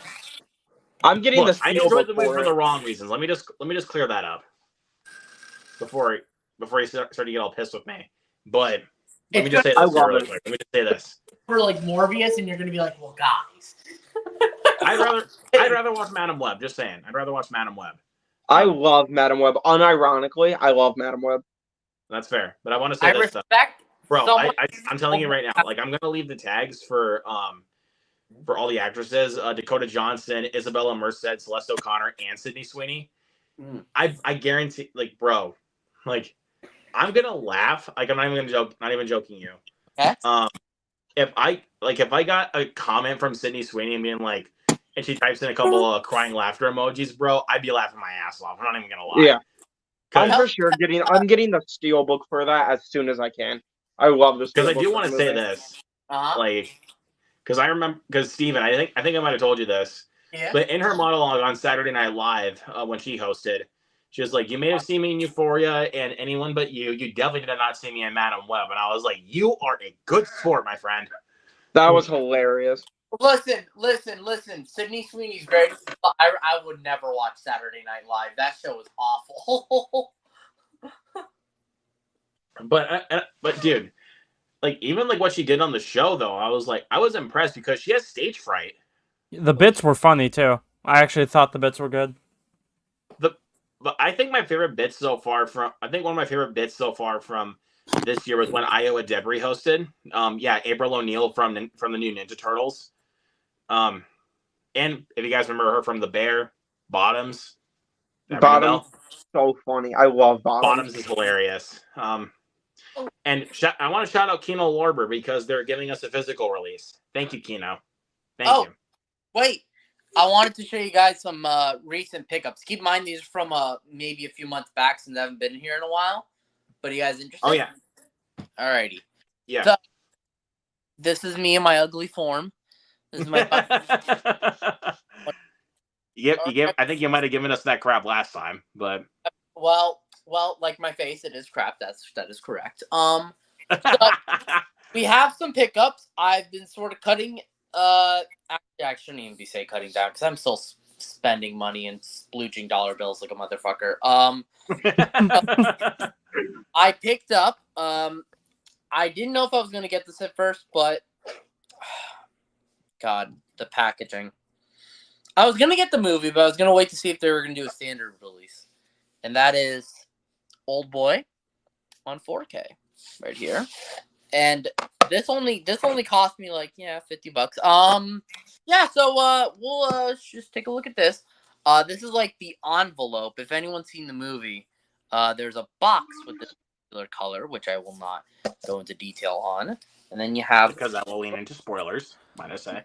And we go to the dude. This is like a really nice, and this is like leathery, like a leathery book. Very, very really nice. Yeah. And I have a 4K player. This is only 4K, by the way, in case you guys are curious. This is only 4K, but my PlayStation 5 can play 4K, so we are good to go. And there you go. Transfer looks really good. But if anyone owns the Arrow set, hold on to that because that has some features that are not on this. I don't have that set, but I just wanted to give you a heads up. I love Old Boy. I will say real quickly, me and Cam unfortunately do have to call it for the night, but it was fun as always. Good seeing and I will definitely speak to at least you, Luke, tomorrow in the group chat. And yeah, it's fun, but it was fun as always. Fun. But, we got school early in the morning, last day of spring break, but so excited for the Crank watch along. Like I'm hyped. Yeah, keep your eyes peeled, you guys. Oh yeah. I'm not gonna say what, Gavin, or for you, Cam. I'm just gonna say this. Again, I'm not gonna spoil it because I'm still sending you some stuff, Gavin. I'm just gonna say don't go out hunting for it tomorrow. Just gonna say that. Good to know. I'm not saying that I got it for you. Just saying don't go out hunting for it. Okay. Means he's got it for you.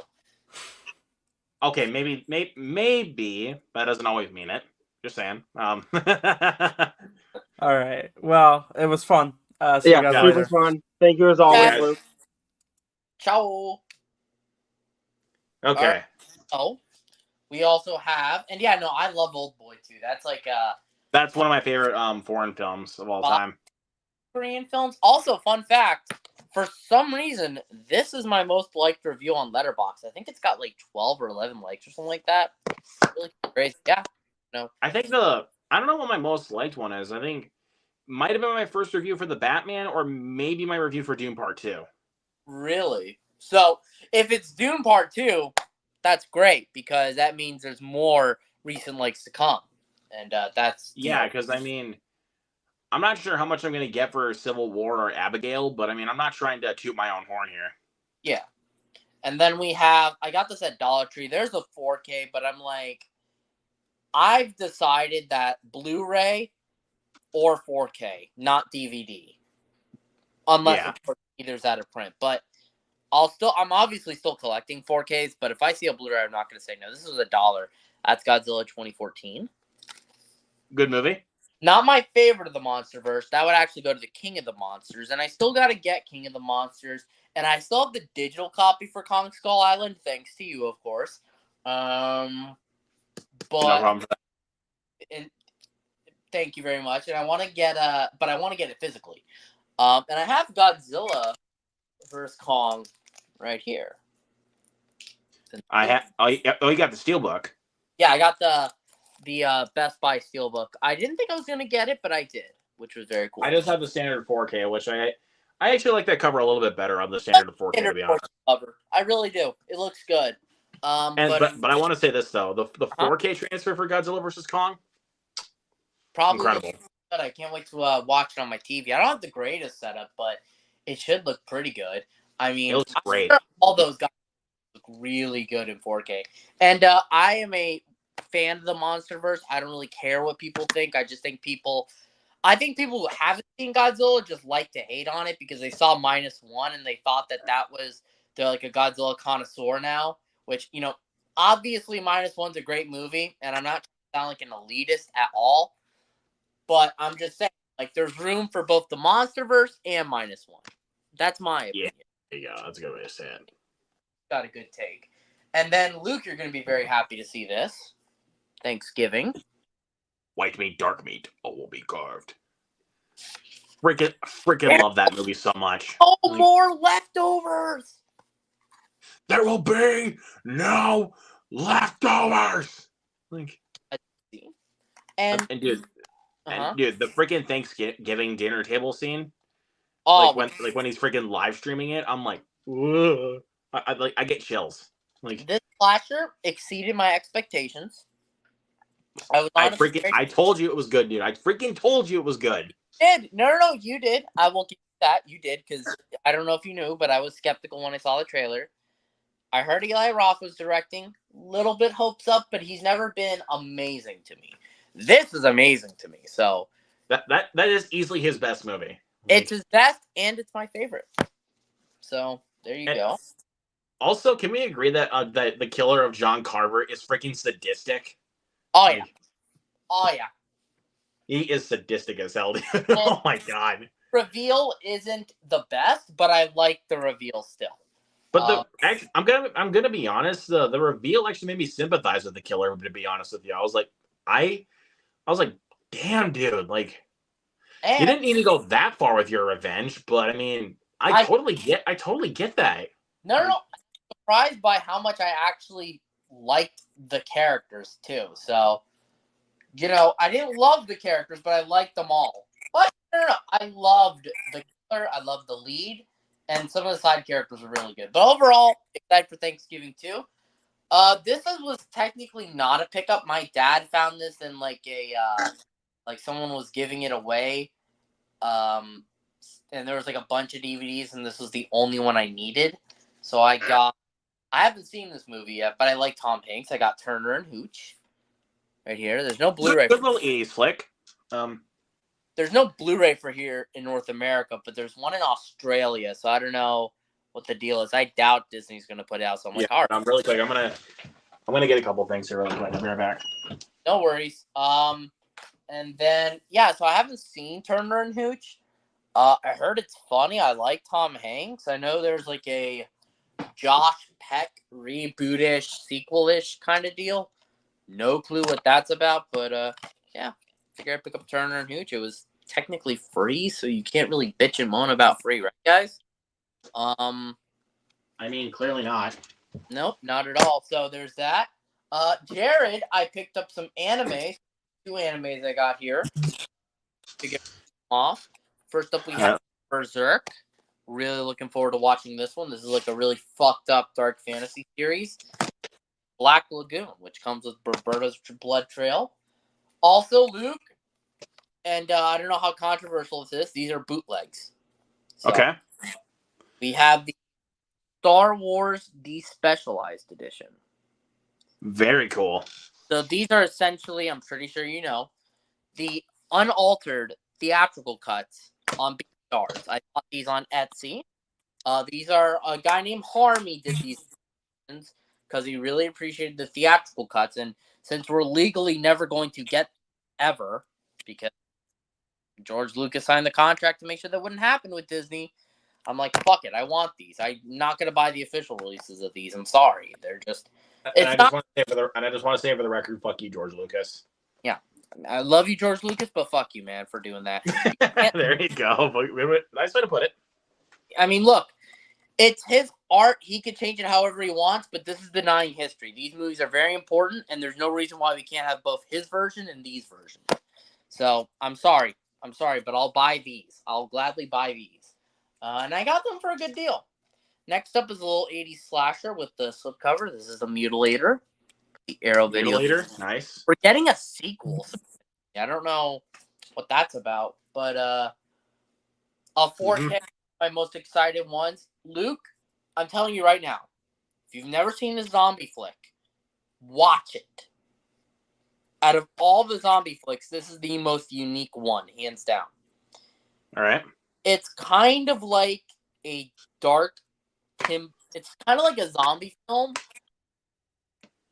Imagine if Tim Burton went to Italy to make a zombie movie. Okay. And that is Dell'Amore, aka Cemetery Man, with Rupert Everett. This is a gorgeous addition. I may have to check that one out. No, definitely check this one out. It's really, really good. No, I will. It's just, again, it's not on my radar at the moment, but thank you for putting it there. It's not a fiction film at all, actually. That's the interesting thing about it. And you got the 4K, and you got like all these discs. This is a big one, very, very big one. This I've been waiting for a couple of years now. I was debating on getting that old Anchor Bay DVD or the UK Blu-ray, but I decided not. Well, no, not I'm gonna get this. This came out, and I got super excited and pre-ordered it. And there you go. We have a couple of other. We only have 3 more titles. This was at Goodwill. I found the DVD at Goodwill, and then that same Goodwill, I found it a little bit later. This is a good action flick. I like it. It's very similar to a movie that I think we all know. White House Down. This is very fun. That's a good movie right there. I really dig that one.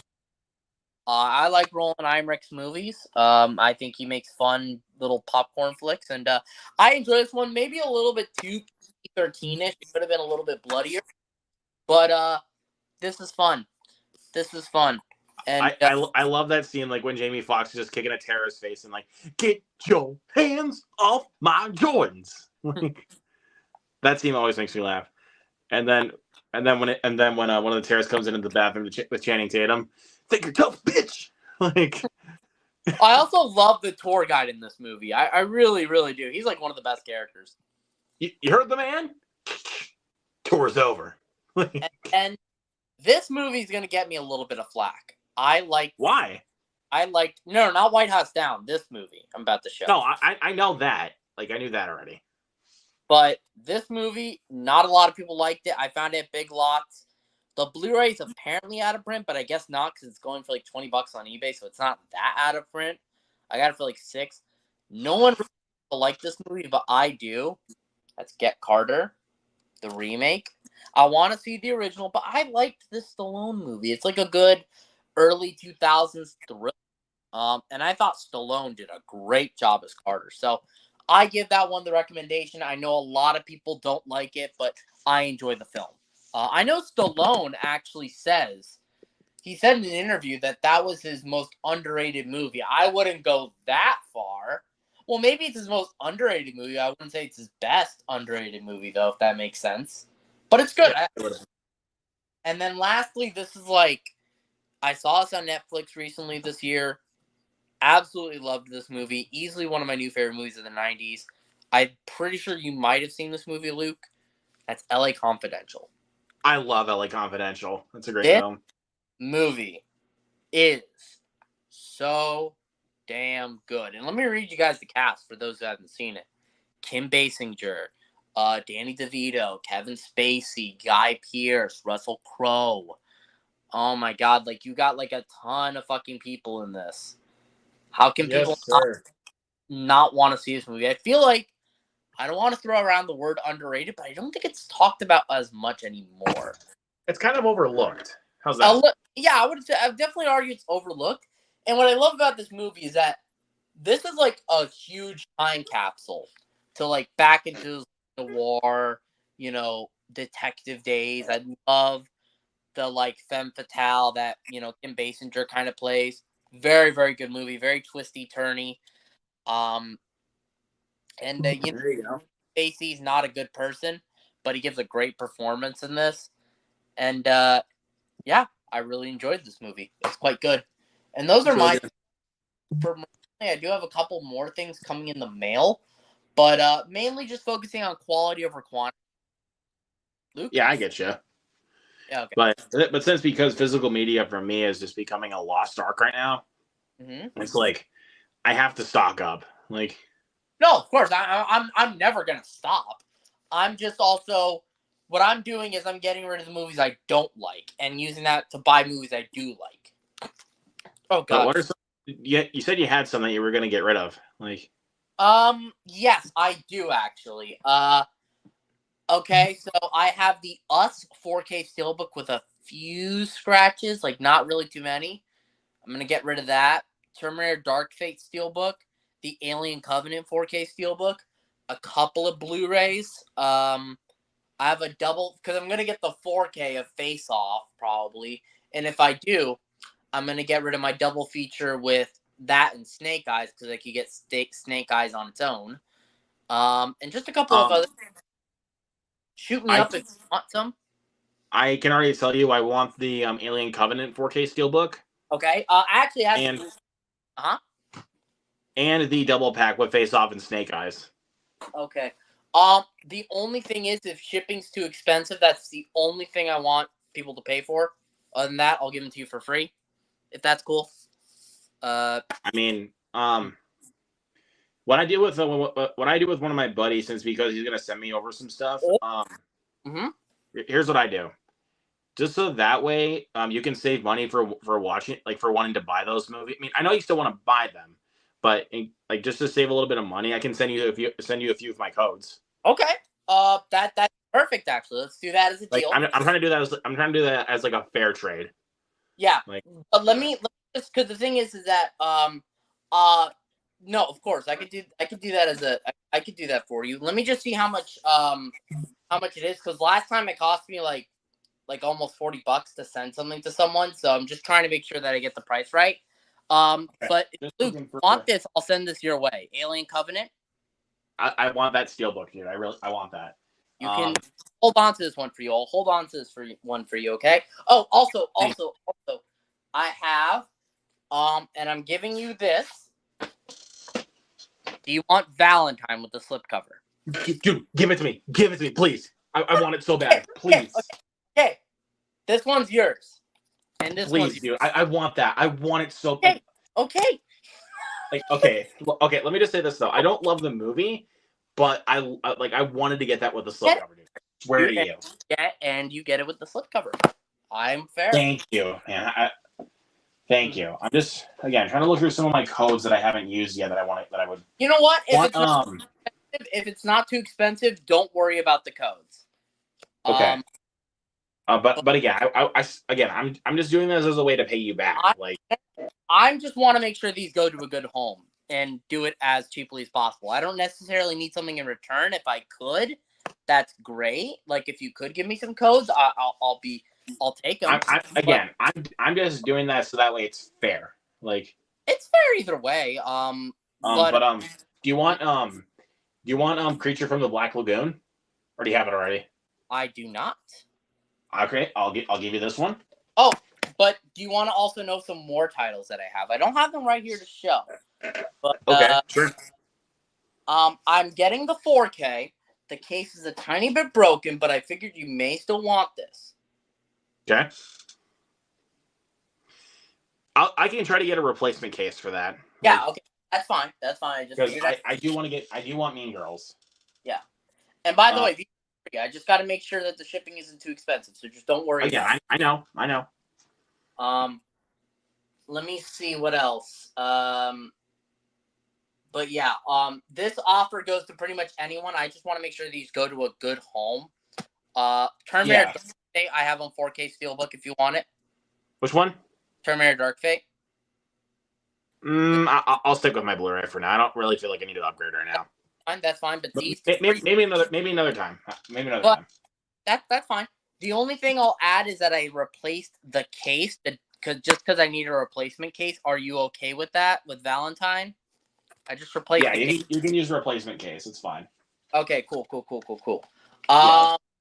Let me see what else I'm getting rid of. I got I'm trying to pick some more codes that maybe you might want. Yeah, I'll take some I codes. got Uh-huh. Let's see. I got you don't have Equilibrium, do you? I do not. Okay. I don't know if this one's been used or not, but if it has been used, just let me know. Tell you what, one code per one movie. How does that sound? Well, you're giving me a few, so it's like, Yeah, I'm giving you a few back. yeah, no. I agree. You have one for Mechanic Resurrection. I might give this one away, but there's a little thing on the slip cover. Are you okay with this? If I Let me am, see. make it the 4K. Yep. Okay, but there's a little. I'm sorry, man, but there's like a little. Let me put you on solo out quick. There you go. See, I'll just put a little tape on it. It's fine. Perfect. There you go. That one's yours too. Boom. Okay, so but you have one for Mechanic Resurrection. No, I do not. Okay, and that one's yours. Perfect. So you got 3. And then how about wait, you own Shivers, right? I have Shivers already, and I already have the code. I don't need to give you that one. How about Ender? Do you have Ender's Game? I do not. Okay, but then this one's yours. Like codes. I don't want to impeach too much, but if you can, I would appreciate it. Oh, I have a Criterion. All right, let's see it. I don't know if you've seen this movie. I didn't really love it that much, but I figured if you want 3 Outlaw Samurai, I could hit you up with this.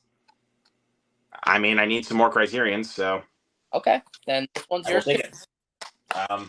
You have let me see. I'm trying to look for more of my codes. Right now on my Blu-ray.com, looking to what I want to sell, and I'll see because it's a few titles. That's a few titles. And again, you're doing me a favor because I like to, not have so many things I don't like. Not that I'm sending you anything I hate, mind you, but Yeah, exactly. Right. Let me see. What do we got here? Just trying to keep looking to see if I can still find a couple more that I want to give you. You're probably not going to be interested, but I might also have some DVDs. I mean, if they're movies that are not on Blu-ray, then that's fine. Let me think. You got Chapter 3 in a steelbook. However, it's a Blu-ray steelbook, and there's a tiny dent on it. But if you look up the Walmart exclusive steelbook with the slipcover, and it's like kind of like purplish pink, that's the one I have. And yeah, there's that. I was trying to I'm just trying to look for a few more. Wait. Luke. I don't know. This one may or may not be on the table. I do not know. Maybe. Let me put you. I can't really see it very well. Maybe. Oh, it's a beauty. Maybe. Maybe. That thing is a beauty. I don't know yet though. That's the thing. But if I do, you'll be the first one to know. Okay. But you got Black Klansman? I do not. Okay. Again, I don't have to send you this many codes, but I'm just doing this as a favor. Like. Okay. Again, though, I don't want. So these ones are yours. Creature from the Black Lagoon, Equilibrium if it works. Mechanic Resurrection, Ender's Game, and Black Klansman are yours. Right. Perfect. I think that works out very well because, and again, this one's a huge maybe, a huge fucking maybe. But if it's a maybe, it's going to you. Keep that in mind because I'm not going to part with this lightly. I'm going to give the movie another rewatch. But if it is, it's you. Although, again, this is a huge maybe, but you may want this one. Okay. Wait, is that Ron? Yes. I have it already. All right, then never mind. That actually works out because I'm not sure if I would have because I just really like the steelbook. No. Let me think. Because again, also I have some Blu-rays that I've already upgraded. Let me look down at the bottom. Do you mind just keeping up just a little bit, just so I can look for you, bud? I'm right here. Like, oh my god. Yeah. but yeah. Alrighty. Let me see. I don't know why, but someone wanted Valentine that bad. That was funny. because dude, like that, like I was even like I almost thought about ordering off of Amazon, but I'm like, I don't know if I want to pay that much. No. I get you. The slipcover's a tiny bit, like a very little bit beat up. Is that okay, or is that like a deal? That's breaker? okay. I mean, that's okay. I've gotten plenty of slipcovers that were beat up, and like I don't have any issue with that. Okay, then that's perfect. But I thought your reaction was great. But of course That's gonna be a highlight. Okay. I don't love Valentine though. I find it to be a little bit too tame for my liking. I do like it though. I do like it. Yeah. I don't know. It's because like when I saw that slipcover, I was like, oh, dude, give me, please. A beauty. Oh, this one's also a maybe. A maybe, but I don't even know. Okay. Because, I might get the 4K, but if I don't, let's see. Is that a Blu-ray Steelbook? It is a Blu-ray Steelbook, but I don't even know if I want to get rid of it. That's the problem. I mean, I'll leave that one up to you. Like if you don't want it, then yeah, then you can go ahead and send it my way because I do like that Steelbook. Okay, it doesn't even close kind of properly, so yikes. Oh damn, that sucks. But I mean, dude, really quick, yeah, I do actually want to, dude, go on eBay really quick on your computer and look up Crank Blu-ray and see if you can find a good listing with the slipcover, dude. Dude, look at this thing. Let me see. Because, I mean, it's not really out of print per se, but like when I saw it with a slipcover, I'm like, you never see this on old Lionsgate Blu-rays. I actually see one with a slipcover for $12.88, but it's a little bit beat up, so that yeah, a little bit much. No, if it's beat up, then yeah, I wouldn't take that because I think I got mine for like about $8 or $9. Let me see if Crank's on streaming. It's only like on like a thing called Tribeca Shortlist, I think. I might have to check out Crank soon. I'm definitely have to check out Crank soon. I wish the 4K I was getting was coming with the digital code because I would probably give that to you. Right. But no, it's not coming with it, so that's unfortunate. It's cool. It's cool. You're doing me a favor.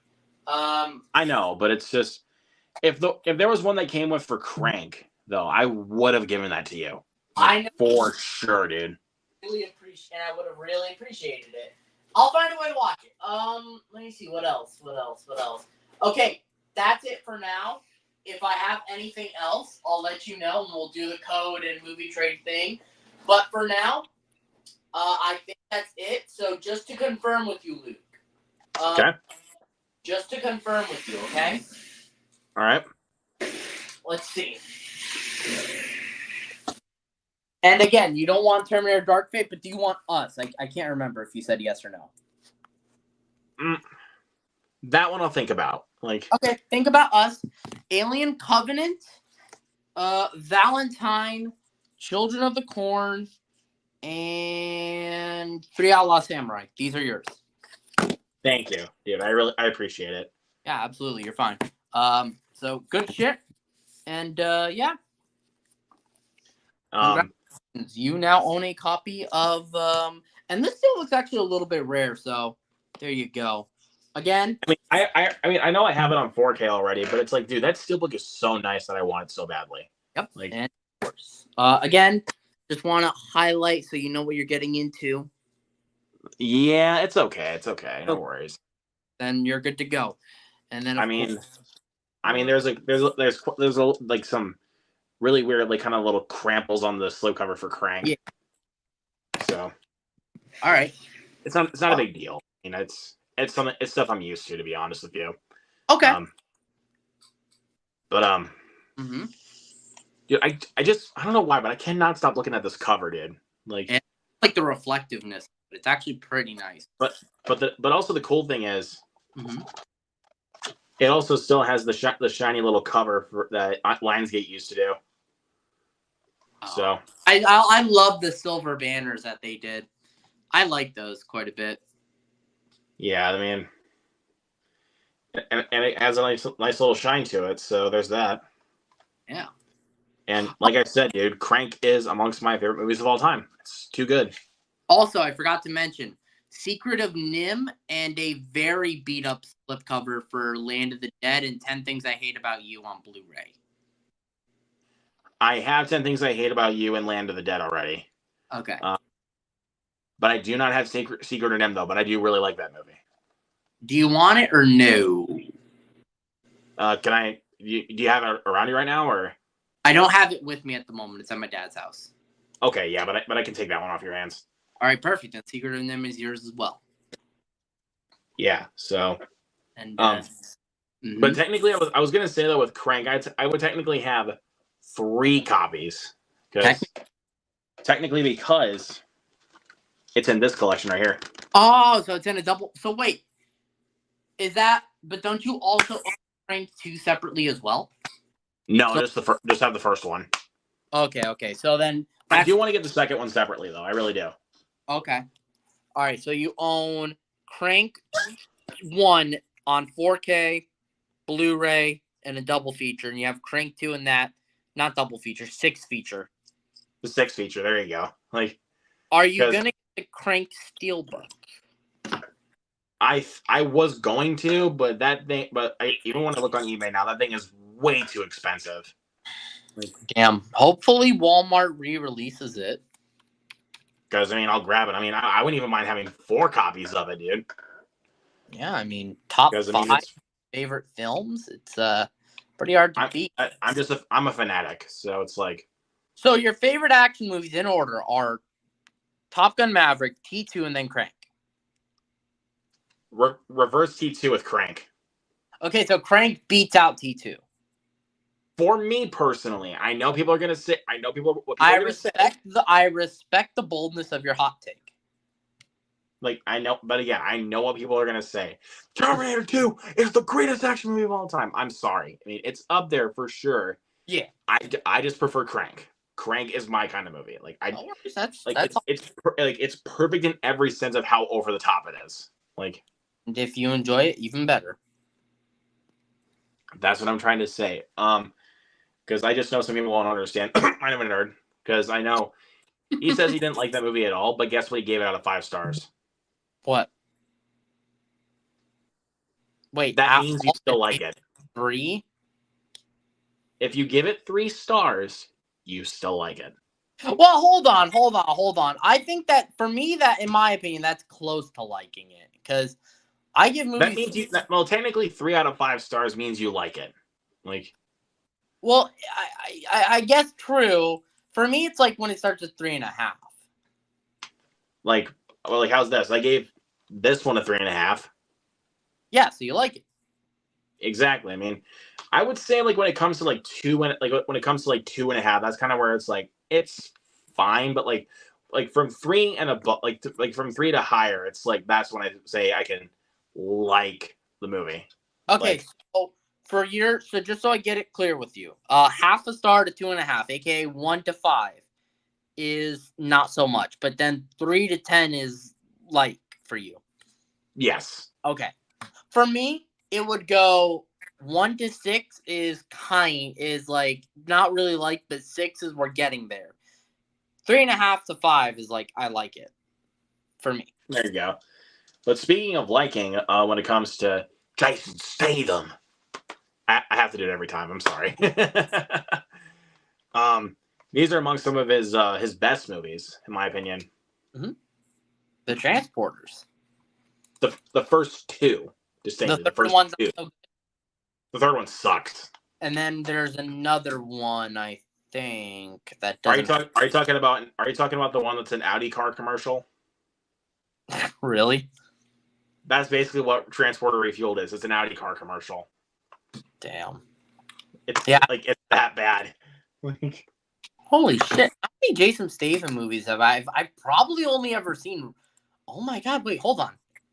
No, I gotta fix this. because after I saw The Beekeeper a second time, I was like, I really need to get more to Jason Statham. Like, Oh my god, you're talking about yourself, dude. I am like nothing with Jason Statham outside of like The Expendables, Furious 6, and Fate of the Furious, and you mean 7? No, because wasn't he in Fate of the Furious as well? No, he was in Fate of the Furious, but I was meaning because you said 6. Yeah. I think you meant to say 7. No, because I'm looking at it. I saw Fast and the Furious 6 in theaters, and I'm going on his letterbox right now. It says he's in it. I don't remember Fast and Furious. I think that was just a really small part he was in. Okay, so then because he was more of a major part in Furious 7. And okay, so if we're only counting Fate of the Furious, Expendables 1 and 2, and Wrath of Man being the only leading movie, I haven't. Oh no, and that one small bit in Collateral, like the very beginning of Collateral. I haven't seen a Jason Statham movie. So you haven't seen The Mechanic? I have not seen The Mechanic. It looks like I haven't seen the Meg movies. I haven't seen the Transporter films. I haven't seen Ghost of Mars, but I heard that you don't need to see Ghost of Mars, but I kind of want to see it. I like it. I haven't seen Blitz, Wild Card, Parker, Safe. I know you recommend Bank Job quite a bit. Cellular, Homefront, which I know you've also recommended as well. The Death Wish remake. I got to get on it. I got to get on Jason Statham. Wait, Death Wish remake? Not the Death Wish, Death Race. Death Race. I was about to say he's not in Death Wish. Bruce Willis. It's late. Forgive me. But I do want to say though, you've seen movies like Con Air, right? Of course. This is from the same director as Con Air. Okay, that gives me a lot of. I'm not joking you. The Mechanic is from the same director as Con Air. I love Con Air, so I don't want to spoil like the content, I want to say this though. There's a scene in The Mechanic when he sticks a woman's hand in the garbage disposal. Not kidding you. That is pretty awesome. Like, dude, once you see it in the movie, bro, you're gonna be like, "Oh shit!" I gotta see it. That just goes to show you, like, whenever you come across Jason Statham, he gives no fucks. Like, no, he does not. I mean, even look at if you watch The Beekeeper, like, he does not give a fuck, dude.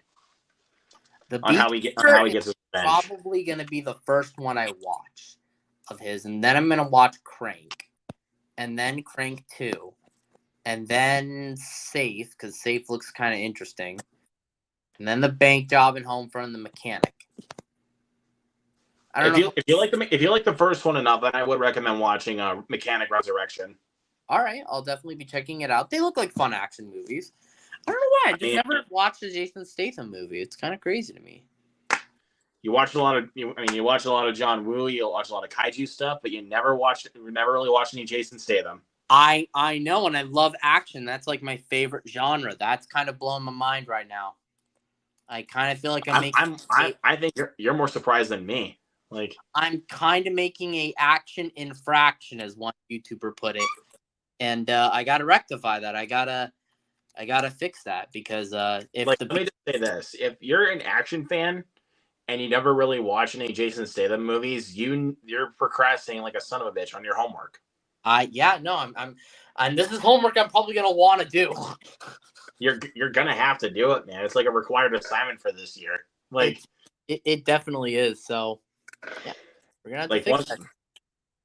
I mean, when you pop on more of the Q&As and you watch Jason Statham movie, you gotta tell me, because I absolutely will. You'll be the first one to know. Well, also not just that, but I am probably gonna do like Letterboxd reviews as well. So there's that. Yeah, I mean, I bet you're excited to see some of the reactions we're gonna have for Crank on Tuesday. I am. I'm also excited to see how I'm gonna react to that movie because oh shit! I mean, I'm almost worried that you're overhyping it, but I know you're not. So I'll have to check it Not out. because when I tell you that film is extremely over the top, I do not lie. Like, because it really is. This director apparently, the two directors, I guess, apparently did because I'm going on Letterboxd right now. The second movie, Mom and Dad Gamer and Spirit of Vengeance, and apparently they're going to be doing a new Hellboy movie. Now that's going to be wild as hell. Like, it's called The Crooked Man. That's going to be wild, dude. Like, if you've seen, like, once you see some of their movies, dude, you know how crazy their movies are going to be. I heard Gamer's pretty nuts too. I heard that movie's kind of fucking crazy. It's not as crazy as Crank. Let me just say that. I have heard Crank is pretty insane. Like, people have told me that movie is like one of the most wild action movies out there. So I'm definitely gonna have to check it. You actually want to know something kind of funny? Also, Mm-hmm. When I watched it with Mike, I watched it with him a few weeks ago. Mm-hmm. I also we did that as a double feature with Hardcore Henry. Oh my god, that must have been the craziest double feature ever. Because Hardcore Henry's insane.